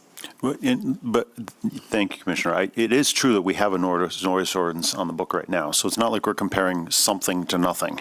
We're talking about whether we can make our noise ordinance more effective and whether there's the will of the body to do that. And so it's true that you can almost always extrapolate anything. You can say, so I don't want to have a slippery slope argument about like, oh my gosh, what if we do this and all of a sudden we got to hire an extra 1,000 police officers to enforce because everyone in town buys a microphone and stands on a street corner. I mean, we don't need to get into. I mean, we've got some lived experience with enforcing an ordinance that we have, and we certainly might want to hear from our police chief about how much time and energy is spent enforcing the ordinance that we have. The question is, I guess, from my perspective, is can we make something that's more effective, and can we targeted address generally a problem where we have a specific instance. And again, I come back to someone can stand there and scream at the top of their lungs. The problem I have with amplifying it is it makes it easier to be disruptive for a long period of time. And I'm not sure that that's expressing your opinion. That's just being disruptive. We're all expressing our opinions right now, and we're using amplified noise to do it. But we're not, I hope, being disruptive. So the other thing I would, if I could, I forgot to bring this up, but one of my things that I find problematic about our city code right now that I hope we can have a discussion about in the future is that there's a brief statement in our city code in general that says when a specific ordinance is silent about what you mean by no person shall, that what that becomes is a misdemeanor. And I hope that we can, in the coming months and years, have discussions where we are constantly training ourselves to ask, do we see a scenario in which we actually want to lock somebody up in the Kent County Jail for 90 days for doing behavior X? So in the case of this ordinance, I've gotten absolutely no interest in crafting an ordinance which would be a misdemeanor. Yeah. So I certainly want this to be a civil infraction. I'll get in front of that. There's a whole chart of which ordinance violations are civil infractions, and that's kind of a not unknown, but underread component of our code of ordinances. This is not a misdemeanor in and of itself. It compounds to be a misdemeanor if someone continues to violate and be found responsible for noise ordinance violations, but it would be a civil infraction out of the gate. Well, and I actually think that escalating civil infractions are probably more, I've got more appetite for that than I do for criminalizing this kind of behavior. So, we could certainly have a first offense $25 fine, second offense $250 fine, third offense $1,000 fine, and then repeat offenders would eventually feel it in their pocketbook. But a first offender, it would be the level of a parking ticket. It'd be like, oh, I didn't know you couldn't do that. Rats, kind of like parking in front of a meter without paying. So I hope we can, as a city, have a conversation about well-intentioned people who don't know the law, if they're dealing with a civil infraction, get a fairly mild consequence, but then once you know the law, we expect you to conform to it, and so penalties can go up without it getting to a criminal level. So I wouldn't want this to be something that would actually escalate to a misdemeanor level, no matter how many times you did it. I would be much stronger appetite for escalating fines for repeat offenders than misdemeanor, than actual, like, potentially jailing people for doing this. So, Commissioner Perdue? Thank you. I would be interested in hearing more about that and how we might make that the latter happen, Mayor. I just want to clarify. I hear what you're saying, Commissioner Knight. And when I hear responses that we don't want to go down slippery slopes, I totally disagree. Like, we want to say, where could this lead us? So I think asking the question of what are the unintended consequences, I think the language of kind of painting protesters as disruptive when that's part of the tactic of protests and mobilizations and grassroots advocacy. I feel discomfort actually pursuing this at this time. So I just want to go back and put on the record that I think that we all feel and want to do something to help the women who, mostly women who are kind of targeted in the protests related to those Heritage Hill-based facilities. I think our heart goes out to them, and we're trying to find ways to protect them and make them feel more comfortable within our legal bounds. And I think I agree with Commissioner Knight that this can take us on a very slippery slope. And when I think about potential implications on the entire city, how subjective noise and what proper noise is and what's quiet is, I'm not as interested in going down that road if we can avoid it. Commissioner Robbins. Yeah, thanks, Brian. I appreciate the, first of all, framing this as a First Amendment issue, not a content issue. So I do have some concerns, I think, too, and I know, we're talking about, we have to be careful about talking about this specifically from a constitutional perspective, but then it's almost like there's the unwritten, it could quickly become about the content, I think, in the end, just based on, we're doing a broader, change that impacts all types of facilities, but if it's coming from, one specific one, it seems like maybe to me it would leave open the door for people to then say, well, you're just targeting us based on the content, not just based on the constitutionality of it. So that's also a concern of mine, I think. So, and I think given all the other things that we're trying to work on and prioritize as a city, I guess in my mind this wouldn't rank super high. If it came back further down the road, I'd be happy to look more at it. But I just think given some of those concerns, if there's time to look at what other cities have done, or if there's strong precedent for something, then sure. But I would just say I know slippery slope is some call it a logical fallacy, but I do think there's merit in saying that we could be opening up somewhat of a can of worms too around the enforcement pieces, around legal risk. So I have a little bit of hesitation about this as well. Any other discussion? Okay. City Manager, I don't know if we want to poll for interest Yeah, here. I think it would be good for us to get clarity from the dais. I heard the mayor, I think Commissioner Sassi, Commissioner Belcheck, I have not weighed in. I would be interested in pursuing it for education and learning more and what is possible. I think that everyone has brought up good points, but there's still room to figure out where we could fall. And I think what I hear is the question being asked, should we continue to explore? And I say, sure. So Commissioner Perdue, Commissioner Robbins, and Commissioner Knight expressed some concerns. Commissioner Kilgore? Due to the, I had more time while we were discussing to pull up the memorandum from the top cop, the Michigan Attorney General, and due to her guidance, I'm fine with us moving forward with it. So I hear the majority of the commission would like us to continue to look at options and bring back our analysis for potential consideration. Should we do that with Public Safety Committee or just back to the Committee of the Whole? I think we got enough guidance with the city committee of the whole, and we'll work with the city attorney and coming up with a timeline to look at this. But in terms of priority, I want to just be clear. We to Commissioner Robbins' point, this is not going to be the top priority for public safety, but we'll continue to analyze it and put together a reasonable timeline to come back and address it.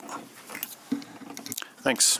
That brings us to staff update on the Third Ward Equity Fund. Thank you, Mayor. And I should also say this presentation is on your agenda today because we had initially planned, we had communicated to you would put it on the Economic Development Project team, which is later today. But because of the fact that the Third Ward Commissioners are on the dais here, not on that body, as well as we've heard requests from other members outside of the Third Ward about the progress on the Third Ward Equity Fund, we wanted to do this at the Committee of the Whole. So Ms. Behrens, our Deputy City Manager, will lead us in the discussion. All right, thank you. So we just wanted to provide a brief snapshot of the history of the investments through this Third Ward source of funding. So we provided this as part of our budget presentation for fiscal year 26 as well. This is just a brief summary of funding over the prior years. I do want to point out that actually up until fiscal year 25, for this fund, we were for the most part utilizing federal COVID relief dollars, which, as we've talked about before, come with different limitations and opportunities than general tax dollars. For fiscal year 25 and 26, we are now using city general tax dollars, which again come with different opportunities and different restrictions, which is why some of the investments that are highlighted here are no longer options for the color of money or the nature of the funds, public funds that we're now using. For those of you just that, like me, were wondering what ERIS stood for, it's Economic Resiliency and Recovery Investment Strategy. So again, a lot of the direct support for both individuals and businesses were tools that were flowing to us through federal or state dollars designed particularly to overcome some of the economic challenges of the pandemic.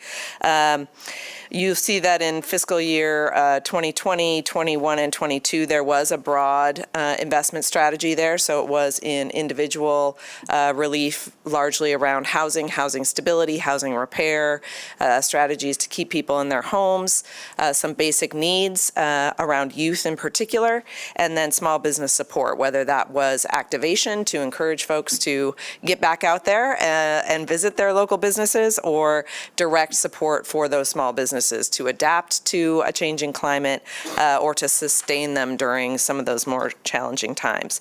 Then in fiscal year 2023, really a big move to attract a significant project to MLK Park. So prior to the Third Ward Fund investment of an additional $1 million, there was a particular scope and redevelopment project envisioned at MLK Park. This investment allowed for some additional architectural and engagement with the community and led to a much more robust plan for redevelopment and expanded opportunities for both programming and activities with the updated MLK Park Lodge, and really was the first dollar in that helped us advocate at the state level for a substantial support for that project. So really meaningful transformational infrastructure investment in fiscal year 23. Fiscal year 25, we are in the midst of continuing the investments that have been identified for fiscal year 25. We've talked about these categories before, so I will just get to the status of each of those. So with respect to infrastructure investments, we have 2 pedestrian crossing improvements in the Third Ward that have been identified that we will be investing in, and that work will be underway in the 2026 construction season using these funds. So that's a crossing at Alger Street and Blaine Avenue Southeast and a Fuller Avenue mid-block crossing. There is also a robust investment and partnership in a cultural arts tour in the Third Ward. So the Commission has already approved a contract with the Grand Rapids African American Museum and Archives. They are leading the engagement around designing that tour. The technology platform and details of that will be continually updated with the Commission and stakeholder group. We are also about to move forward with a mural project with a $50,000 investment from the $250,000 total that was earmarked for this particular area. So we will be going forward with a couple RFPs looking for both a location, so a building owner who's willing to donate, big visible wall for one of our sort of iconic murals that you see around the city. This would be in the Third Ward. And another RFP to help us find the project manager who would manage the engagement and the selection of artists and the artwork itself and the logistics to getting that done. And the intention behind this is really both to amplify the cultural arts tour itself, but to, in and of itself, create neighborhood identity, be an expression of culture and placemaking opportunity. There was also a substantial investment in youth programming, which is really coming to a close. It was a lot of summer-focused youth programming, both with the Grow 1000 program supporting enhanced opportunities for folks within the Third Ward, so allowing more employers, maybe nonprofit employers, to take advantage of that program and to offer opportunities for our youth, as well as partnerships with 3 community partners for youth programming. So there was programming called Night Quest, which was a partnership with Life Quest Urban Outreach. That was really basketball sort of focused and had a middle school program, a program for 16 to 21-year-olds, and then some open gym time. There was a program called, or is a program called City Vibes, which was a partnership with the Urban League of West Michigan, Grand Rapids Public Schools, and Grand Valley State University, which had a variety of program and offerings on Friday and Saturday nights for youth from 6 to 10 p.m. And then finally an esports program with Save a Life a Day outreach, and that was open to kids under the age of 18 on Friday and Saturday nights. So again, just the opportunity to engage and enhance and wrap our arms around youth in the community in the Third Ward in particular. So the next steps on those, you'll be seeing updates, particularly on the cultural arts tour. There may be some budget amendments, just move the dollars into the right places to pursue those activities. So you may see some of those things upcoming. And then finally, we talked a little bit at the budget process itself about the last investment. So $425,000 of this $1 million fiscal year 25 appropriation was earmarked for small business support. As I mentioned, we've changed the color of money, and so needing to better understand what opportunities that color of money sort of foreclosed from past activities and also what it opened up. So we're now in front of you recommending that we transfer those funds to the Brownfield Redevelopment Authority and or the EDC, Economic Development Corporation. That is something that is authorized for general tax dollars. It then allows those bodies to use those tax dollars for any of their qualifying activities. So that's actually a broader array of things that we could do than we can do as a city just directly. Our next steps on that would be to work with the city attorney's office on agreements with those two bodies. So we want to make sure it's very clear as we transfer those funds what the intended use is, not only the geographic focus in the Third Ward, but there's opportunities to channel it from the broad array of qualifying activities into specific activities that the commission may feel are most aligned with objectives for the Third Ward Equity Fund. So just to briefly, and we'll be narrowing this down and bringing forward the agreement and seeking more input from you at a future date as we sort of narrow these things down. But just as a reminder, for example, the Brownfield Authority can use funds to close the gap between the development of housing and the maintaining that housing at an affordable rate. That's called housing tax increment financing. So there may be some program opportunities there to really focus investments in the Third Ward. We have have been offering emerging developer grants, which again has been something that's been helpful on multiple fronts, both to draw investment, but to draw more people into the development sort of world and create that capacity across a broader segment, create that opportunity for wealth creation amongst a broader segment. So there may be something there. We found the emerging developer grants to be very helpful to folks. It allows us to put money into a project somewhat earlier maybe and bridge some of that gap for folks that maybe don't have access to more traditional, their own equity or more traditional funding sources. So we're exploring what this additional funds may be able to do to enhance that existing program. And then again, with the EDC, probably the most continued work we need to do, and come back and update you all in terms of their qualifying activities.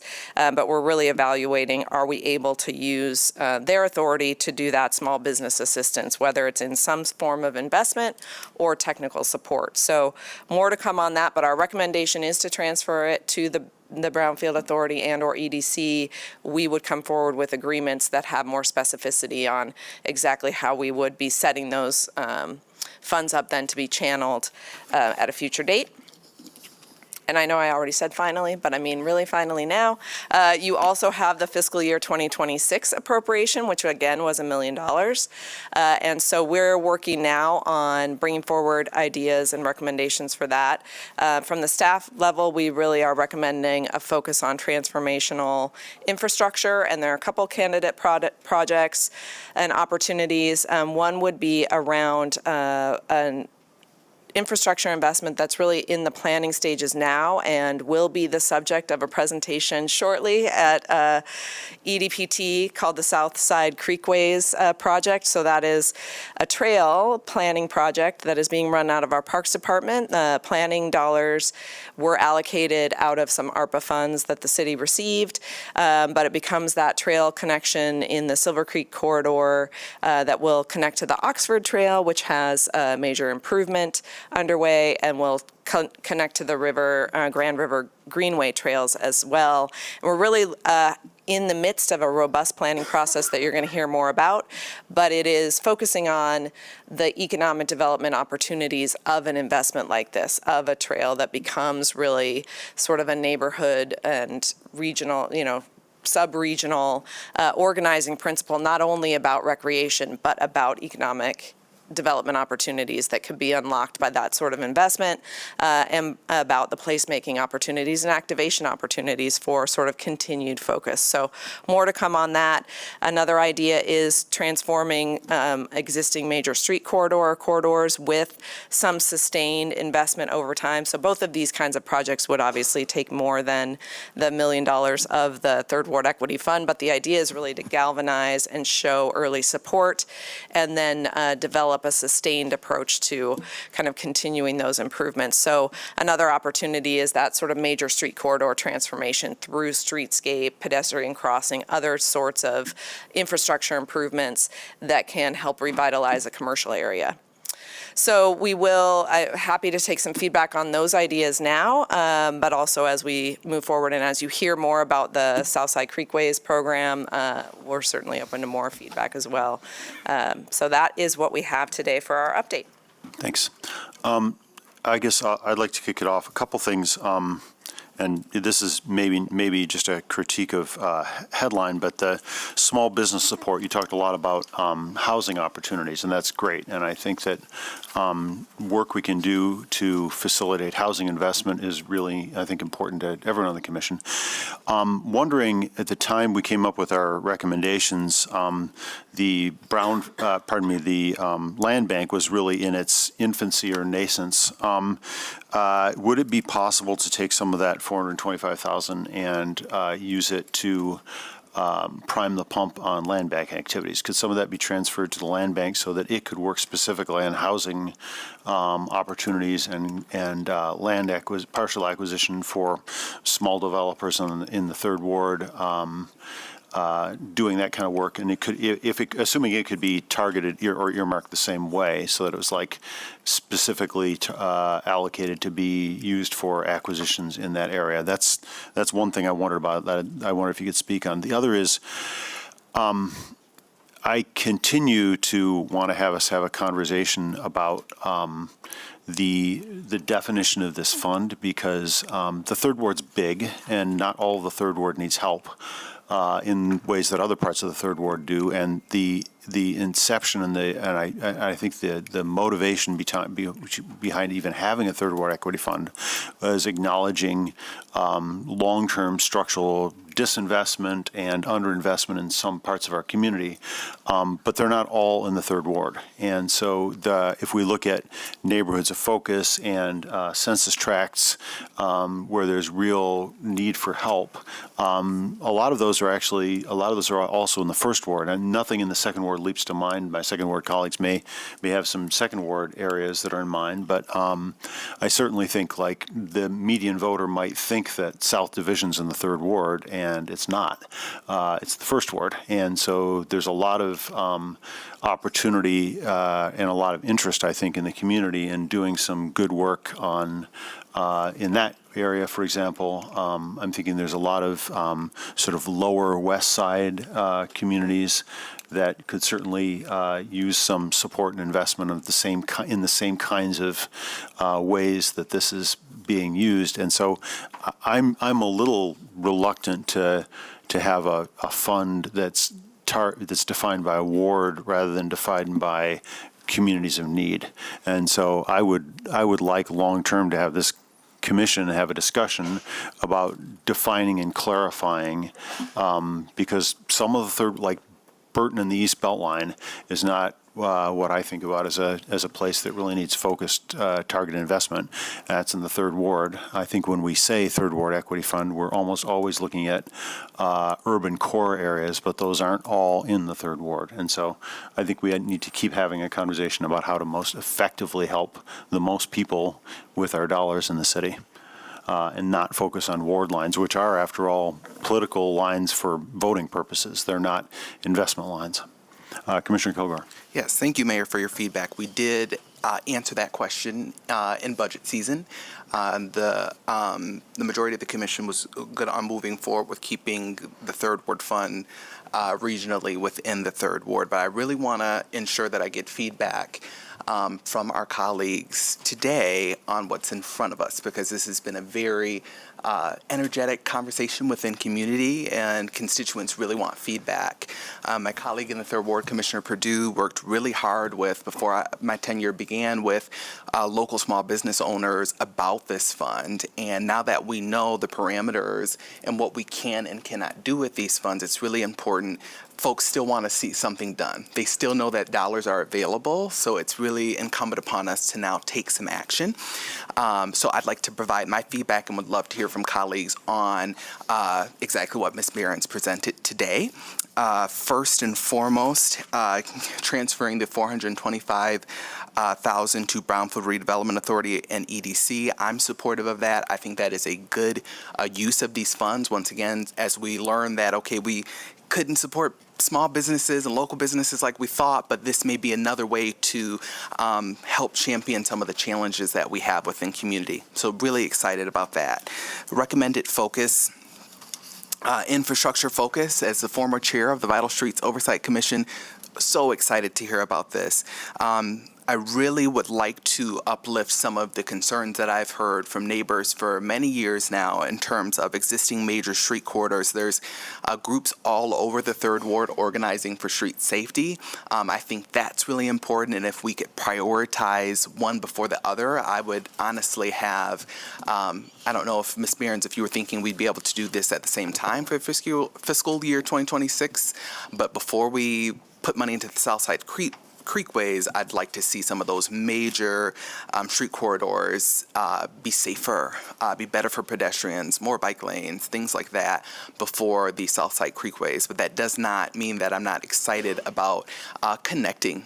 That is a constant concern and challenge that folks within the third ward say, as we sort of feel like we're on an island, not connected to the downtown corridor, not connected to our neighbors in the first or second. So this is one of those ways to connect folks. So I'm excited about everything that you've presented today, and as one of our third ward commissioners, I would like to move forward with with these recommendations. Commissioner Perdue. Thank you, Mayor. Thank you, Ms. Behrens. This was a really great, concise summary of a lot that's happened over the last year, especially, as you say, the change in the color of money and the difficulties that brought. But I think we got to a really great way to move forward. So I thank you for all your work behind the scenes to get us here. I wonder, as follow-up, if it would be helpful to send those eligibility allowances for both Brownfield and EDC to the full commission to understand how those rerouted dollars from more like individual focused projects, from ARPA-based projects, so what we can do with general fund would be helpful. And then secondly, I agree with Commissioner Kilgore. I'm excited about the future and really supporting transformational infrastructure in addition to some of the quality of life programming that we've been able to support. And as I think about 2026, I know we have a few plans on ice to totally transform Eastern and Franklin Corridor, as well as Burton and Eastern Corridor. There's some major development happening at Oakdale and Eastern. And so essentially from Wealthy and Eastern all the way to Alger, we have some plans on ice that can totally transform that major thoroughfare and corridor through the city. And so all that to say in the same way that I would like to prioritize getting those across the finish line as we continue to invest in the creekways. I know we have an update coming today, but essentially we're very early in that process, whereas I think the other plans are really ready to, take in some dollars to get it done and really transform Southtown. We know we can't succeed as a region or as a city if a third of our city, particularly as it relates to economic development and business corridors, is struggling. 5 of our 6 business corridors, business districts have tons of vacancy, has blight, and so I think these investments will mean a lot for the visibility of the place and the beautification, but also usher in new development, new support, everything from housing to small business and everything in between. So thank you all and look for your support as we move forward for this year and next year. Thank you, Mayor. Thank you, Ms. Behrens, for the presentation. Thank you, Third Ward colleagues, for your feedback. I too agree. I think the conversation about this fund, to me, was settled. As a Second Ward Commissioner, I think we have to continue to recognize, yes, there are parts in the Second Ward where certainly there has, been disinvestment or, businesses closure or maybe not able to start up. But when my first year in commission, I really saw the opportunity to say the first and second wards both have districts that are in the downtown area. And I think while that wasn't the only reason for the Third Ward Fund, but it was a recognition that a lot of times when we have these catalytic projects that are happening in our downtown district, we're able to pull and connect money from different sources. And so that typically spurs that more private investment, right? And so then what the public investment is just, it's maximized. So, in the conversations that Commissioner Perdue and I have had over the last 3 years on this body is really about that, right? It is about the structural design of this work. I think then that allows us to, I was just telling you today about, somebody who called about something on Jefferson, and they were on the First Ward side of Jefferson, right? And so I think it's about, you said it earlier today, Commissioner Kilgore, we can walk and chew gum at the same time. I think I did that earlier today. So it's a recognition of the way our city is designed. We're not going to change that. And, but this is a way to recognize how other infrastructure pieces can come to play and how we could also drive further development. I think the mayor's question about the land bank, that's something that I asked you this morning, Commissioner Perdue, where is that at? What does that look like? And then also, what does this look like from other overlays in other cities? We just had an overview about something very different about what was happening in the city of Detroit. But how could we, tell this story about, kind of the history of Grand Rapids? We're celebrating the 175th year of the city. And how could we tell this story about, encouraging people to come, all the things that we're changing, the zoning pieces we just took on, the master planning changes? Is there a way to look at different vehicles? I know, like, for example, on our Michigan Works Board, that body ended up creating a nonprofit entity. I know there's back and forth with the cannabis entity that we created, but is there other vehicles that say could be created to support this work? Because I think, $1 million, we would all be happy with $1 million if we left here at the end of the day. But in terms of the kind of projects we're talking about are not going to do the work on the time frame that we want to see it. So I would also be in support of, are there other vehicles around, I don't know, there's a lot of lawyers and a lot of smart people who can figure this out, but to support additional fundraising. Obviously, we have our corridor improvement authorities, but that legislation is not all that old. And so seeing other people out here, I see Mark out here and a lot of placemaking efforts, and just would also like to explore that too, because I think we're going to always be at this, is it enough? Where are we pulling from? How can we support this idea of kind of this history, how we want to change it, and then how do we move forward? So, thank you. Commissioner Knight. Concurring with a lot that my colleagues have said, I think we need to always remember that this fund in particular is supporting a community that has continually and throughout history in this city been disenfranchised. And so even when the people have been disenfranchised, they have still been able to figure out ways to how to uplift themselves and continue to go on and to create and to be entrepreneurs and create businesses. And so even that money going back into that community to help build some of that back up, I think is important, is vital, and that we have to continue to do that, because I know that the third ward is large, and the second ward and first ward, and all of them tend to cross lines somewhere throughout the city, but we also know what's happened in the core of this city. And so I think it is behooving of us to continue to focus on that and to really revitalize that space. I believe Commissioner O'Connor had said when he was here that it can't be just about $1 million, because $1 million can go away really quickly. How do we continue to invest in that fund to build that up so that this work can continue year after year, and that we can continue to see the investment in our communities? What really strikes me all the time when I come through our city and I see places where my family has had business along Wealthy, and I see the line, the dividing line, when you leave from one street into another area of our city. And that's really sad that that has been like that continually. And we have some investment that's happening in there, but I think being able to put some of this money in a space where we have some of our upcoming developers being able to do some things in the community, being able to support that work, support small businesses and people who are trying to do things to revitalize the urban core, because it can't just always be about the city core. It's got to be about the neighborhoods that help support that work and help support that core. And so as we continue to move forward, to be very focused on how we're being intentional in helping other parts of our community grow, thrive, build, and create a future that my children, my grandchildren can be proud of and can speak to the history of that, not just only our personal history, but the history of this community and how we poured into our people.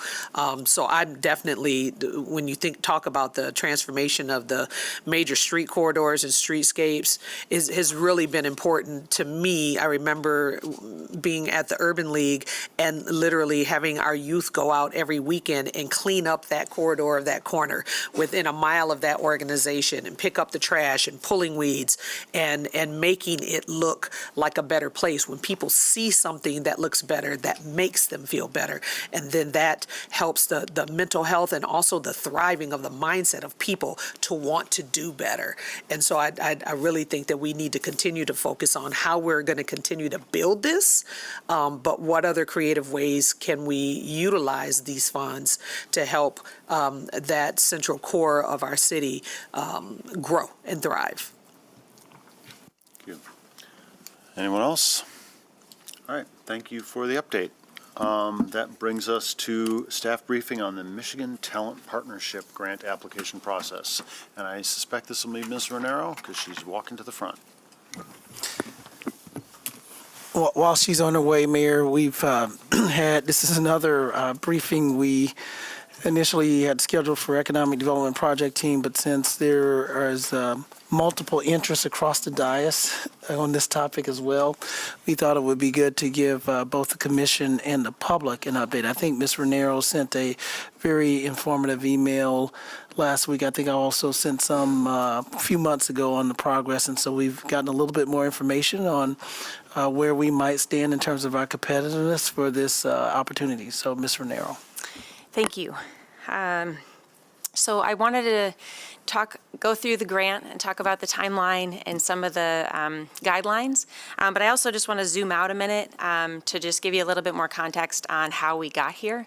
So the state identified some census tracts that were underwhelming when looking at our talent attraction peers like Chicago, New York, Boston, right? Like highly concentrated, dense, mixed-use neighborhoods that are walkable and vibrant. And so this grant is the state's attempt at helping, as the title would suggest, the state's talent attraction efforts. And this is I think it's a 20 million plus grant, but Grand Rapids, Ann Arbor, Detroit, and Lansing have been carved out specifically for $17.4 million of that pot of money. And the reason that we were carved out with the other three cities is because we have highly concentrated census tracts of talent pools that are defined between 25 and 34 years old. And I don't want to compare us to Chicago. I don't think we want to be Chicago, but I think that the state's look at this is looking at our four communities across the numbers, that the population of 25 to 34-year-olds that the state has is only about a fifth of what Chicago has. And so, right, we're really trying to drive home some efforts here around attraction. So broad base, okay?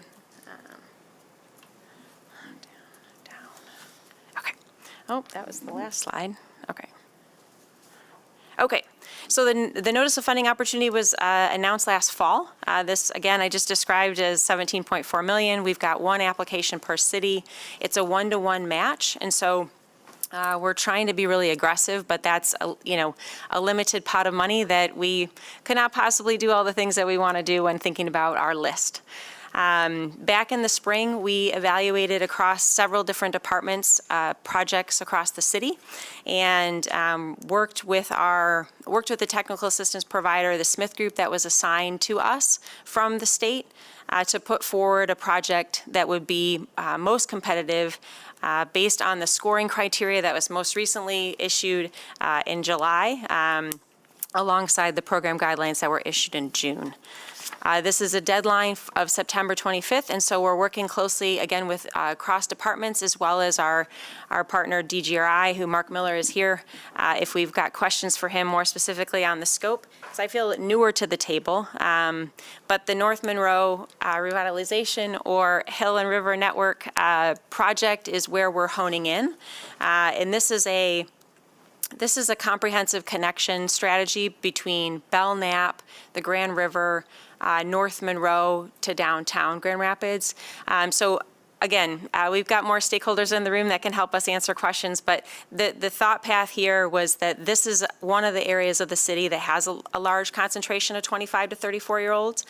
This is a conversation that started back in 21 when DGRI issued an RFP to rethink this district, and part of the feedback that stakeholders provided in 22 was that there are a whole lot more accessibility desires across this district, both north and south and east and west.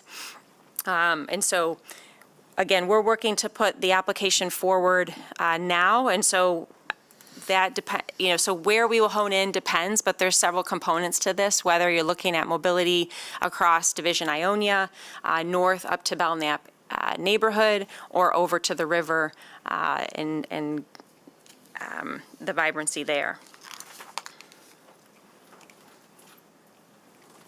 So the deadline is September. We're going to continue to work with the state's third-party contractor to put forward an application, and part of that is actually finding folks that can contribute match as well as letters of support. And so we're we're hustling right now. And I'm happy to answer any questions that you might have along with Mark Miller from DGRI. Well, I guess I'll kick off and say this is an interesting thing to have coming right after the Third Ward Equity Fund, and reinforces, I think, what all of us agree, which is it's an interesting project, and I guess I get intuitively. In urban planning, you talk about desire lines, which is to say you put paths where people are walking anyway. And so I get the impetus of this grant is to figure out where the cool kids are going and invest where the cool kids are going. And that's great. And it's not an irrational strategy, right? If people come to your bakery and they only want to buy your cookies, at some point you start making more cookies and fewer donuts. But it's also true that, you know, we are responsible for the whole city thriving. And I would love to have this commission think, if we get this grant, great. That's great to get, you know, money from somebody else to do work. But if we're going to be matching that and we're going to be allocating money to an area that, frankly, if you look at that map, isn't much of a community right now. It's a whole lot of empty land, and there's some energy and there's some forward momentum there. But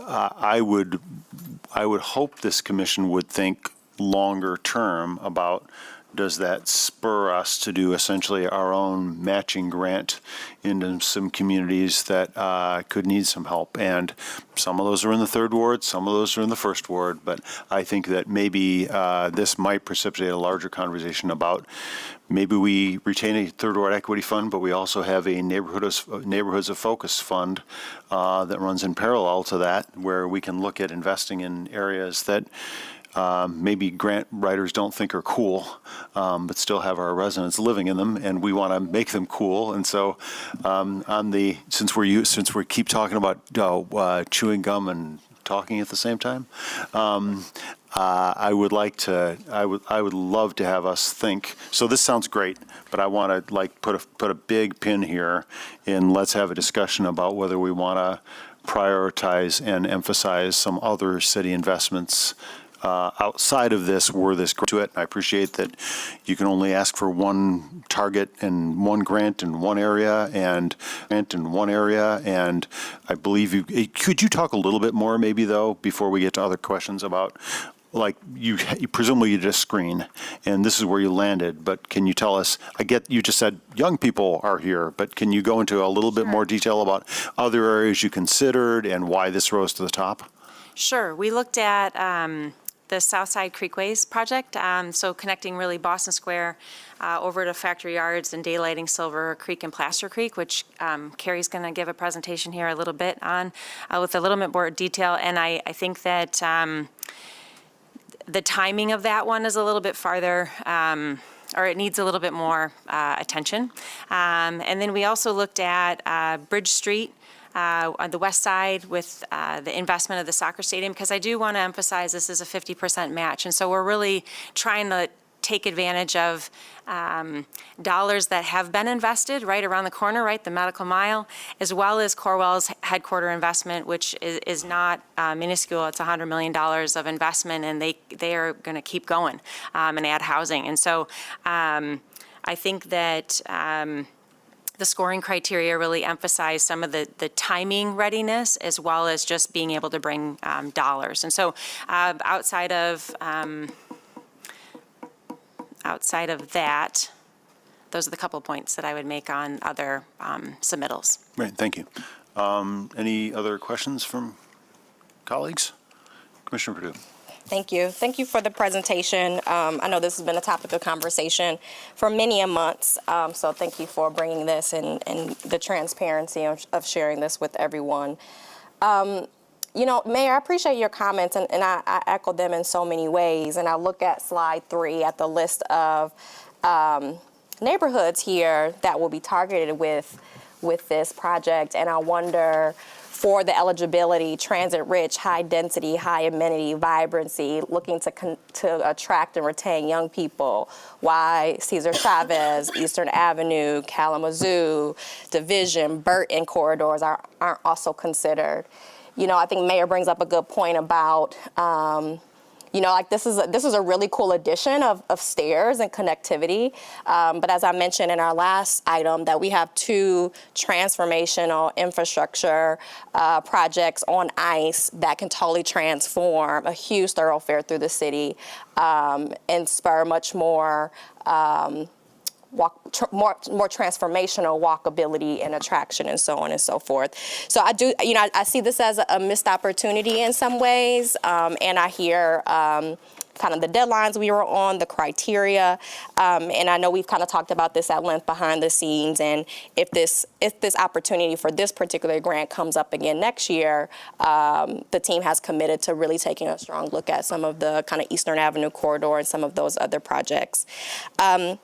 With that, I do have a few follow-up questions because you mentioned the age concentration as being a primary driver. What census tract were you referring to? What census tract is this? Of young professionals?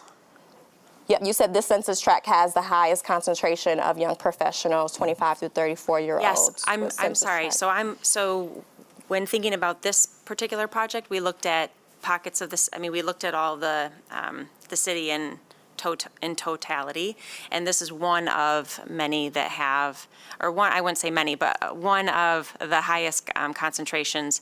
I'm noting data that was pulled from one of the crafters of this bill back in the fall, and looking in particular at census tracts between with young professionals concentrated at 250 persons, 500 persons, and 1,000 persons, with emphasis on Chicago really being that 1,000-person census tract. Does that make sense? I'm happy to get you more information in that regard, but that's what I know. Yeah, I'd be curious to know, just for comparison's sake, do you know what the top 3 were by chance? I don't know if you know by census tract, or I hear you say maybe more by area or neighborhood. You're talking about in Grand Rapids? Mm-hmm. I can get you that map too. I don't know them offhand. City Manager? I just want to reemphasize that the process did not solely just involve staff's preference, but we were closely advised by the state, by Leo, when we brought our array of projects across the city, I think at least 3. And based on their technical analysis, they gave us feedback on what they thought would be the most competitive for the grant. So while we could have put another project forward, we may not have been, and it would have satisfied maybe a local desire, it may not have been competitive in comparison to other parts of the state. And so unfortunately, based on the efforts that have been going on in this corridor, the planning efforts since 2020 or earlier, I think even preceding the Leo Award, there were area-specific plans. There seemed to be a little bit more advanced area-specific planning that this grant could accelerate as compared to some of the more recent discussions in other parts of the city. And so we fully understand that there are lots of opportunities to improve density and urbanization throughout our community. And unfortunately, this is not about a staff preference. This is of the projects that we identified, which ones statewide when looking at cities, urban areas across the state. Well, City Manager, with all due respect, I think the project though that I was referring to was not vetted as part with that rubric. Is that correct? The one Ms. Renero, the mayor did ask that earlier. So the other 2 projects that we put forward, we were focused on the Southside Creekways project, so Boston Square to Factory Yards and the trail connectivity that you'll hear a briefing on here at EDPT. And then also Bridge Street, West Side, and the place infrastructure projects, on the west side and connectivity to the soccer project. And just so the some Eastern, of the projects that I referred to were not. Commissioner. We're not part of that. Excuse me, it was my time. I just wanted to respond to that. Yeah, I don't think the specific infrastructure. My time or not my time. The city manager was talking, Commissioner, so I'm trying to keep an orderly meeting going here. I'm trying to order discussion. I understand. I know how to do that. Thank you. Well, I was trying to acknowledge the city manager was in the middle of saying something, and so it's not. Did I cut you off, City Manager? My apologies. I thought you were finished. I was responding to you. Okay. Now, Commissioner, the floor is yours. I was responding to the city manager to say that answer clarifies that the project that I was referring to related to Eastern Corridor and the transformational infrastructure that's in place, in the works, was not vetted. That was my point. And I think this underscores where you and others were saying, Mayor, around, we have, for example, we just talked about the Third World Equity Fund. We have other examples, other sources of funding to leverage, to match, and other projects should be considered. Thank you. So I would welcome the commission, again, just to bring back to the point, to make my point maybe again, but I think that this is something where institutional memory is going to be very important. So this is a grant. We might not get $1. We might get completely rejected and all this money might go to Ann Arbor and Detroit. It's a competitive grant. And so but that doesn't mean that as a commission, we have to say, great, we got a grant for this, therefore we're only going to invest money in this place. It's more money that comes into our pot that we can work with, but it certainly means that we should remember this when we're thinking about where we direct our budgetary decisions and our priorities going forward. But of course, this is all hypothetical now. There's a grant, we may not get it. If we don't get it, but we might think about essentially ourselves committing to matching this grant in terms of our commitment to investing in other neighborhoods. Because again, as Commissioner Perdue and I think both share a concern that we really focus on what I think of as the Eastern Burton Hall corridor, the Kalamazoo corridor. There's a lot of exciting things going on there, and I think those things are at a tipping point. And whether or not they're ready for this grant project, I think those are things where the Commission's will, engagement, and persistent effort can absolutely do transformative work on the near south side of our town, let's say. So thank you for the presentation, but I do think that this is something we have to put in a broader context. And so it'll be interesting. When does the award you said we have to apply by September, so what's the timeline? The deadline. And then when will we know the answers? It's a great question. We've been finding out information kind of as we go. So I imagine by the end of the year, but I will check and ask that question. Thank you. Others, City Manager. Yeah, thank you, Mayor and Commissioner Perdue, for your earlier comment and question. Now, I do want to clarify. I don't think that, as you stated, the Eastern Corridor conversation was part of the consideration. What I would welcome, because I am quite frankly very unclear on final plans, I think that would be a great economic development project team update on where things are in the planning process. I've heard a lot of aspirational things, but I think in getting something ready for, kind of investment ready, development ready, I think it would be helpful to have a more formal conversation. I've checked with our city engineer, and I know while the CIAs and others may have done local planning, I'm not sure it has come out of there with formalized recommendations for investment and development. So I think that would be helpful to bring forward that more to light, so that we can all have a common understanding of what the goals are and what the needs are in that area. Well, I actually think that,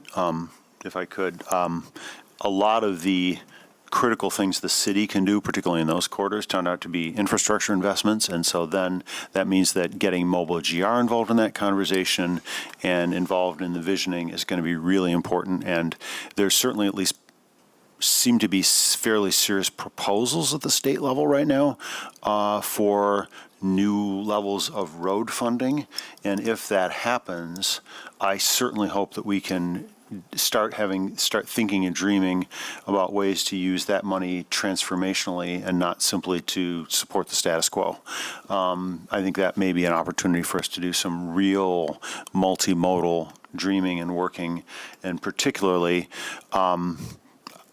again, coming back to the walking and chewing gum analogy, there's a reason that downtown is important in any cities, because there are a lot of jobs in the downtown core.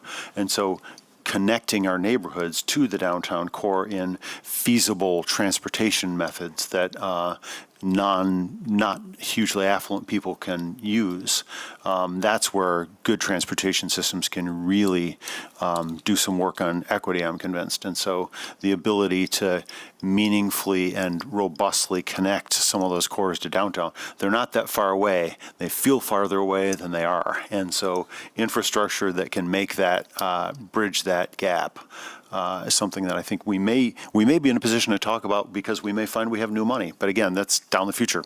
The state, I think they're probably buying pup tents right now because they're going to close down state government and go live on the lawns for a month or two until they all get along. We'll see whether they manage to come up with a budget or not. They're certainly blowing deadlines as we speak. So anyway, thank you for the presentation. Any other comments or questions? Great. So thanks for the update. Oh, sorry, Commissioner Usasi. Ms. Renero, if you want to come back up. I think I feel it necessary to say something at this point, because I think what I'm sensing is some tension about process, and I don't know if that is, I've listened to what you said, Commissioner. I've listened to what you were sharing, and not that it's like one or the other, but I think this is, how do we function? I think about our economic development project team, and how can we make that more robust for some of these conversations? No offense to John and the Development Center, we get those reports, but I'm sensing a need to get into a deeper conversation of where we want to see these things. I do think it was funny that, maybe it's not funny, but that we had this presentation just right after we had that. This is a project that, I've talked to a number of neighbors about, talked to DGR, other folks about, and I know it's part of this longer-term strategy. But that's, kind of that conversation about what we just had about the Third Ward Fund. So I'm just wondering, I don't remember when we made EDPT is it technically a standing committee? I think it is. But perhaps it's time to revitalize that in some different ways. I also think it's important to know, I don't think there's any Third Ward commissioners on EDPT, which has not been the case in the past. So I'd hope that we can reconsider that. And that was part of some other conversations I had today about appointments. So I think it just feels like there's a couple of pieces of the thread that we can, like, how do we operationalize this? Because I don't hear anybody saying, like, they're disagreeing up here, but there's something that's amiss. And I don't know what it is. And so I think if it's, maybe some of the structural pieces that we could come back together on. So I just felt that, and I wanted to share that for the whole body. Thank you. Thank you. That brings us to the end of our meeting. So there's been a request from our city attorney that we move into closed session for discussion of pending litigation and collective bargaining. Great. City Clerk, if you take the roll. Pardon me, I need a motion. Moved. I'll make a motion. Yep. Support. Okay. I believe you have a personnel review too. Is that still That'll be, for our treasurer? yeah, but I thought we were going to do that after committee of the whole. Were we going to do that after our regular It's still meeting, in a 2 o'clock closed meeting? session, so. Okay, well, if we can do them both at the same time, then also for staff review, but that will happen after our meeting in the afternoon, our 2 o'clock meeting, so. Commissioner Kilgore? Yes. Commissioner Knight? Yes. Commissioner Robbins? Yes. Commissioner Sassi? Yes. Commissioner Perdue? Yes. Commissioner Belcheck? Yes. Mayor LaGrand? Yes. And we'll be in room 601. Great. All right, meeting's adjourned, except we're moving to, I guess we're recessing into closed session, something like that. You're going to close session.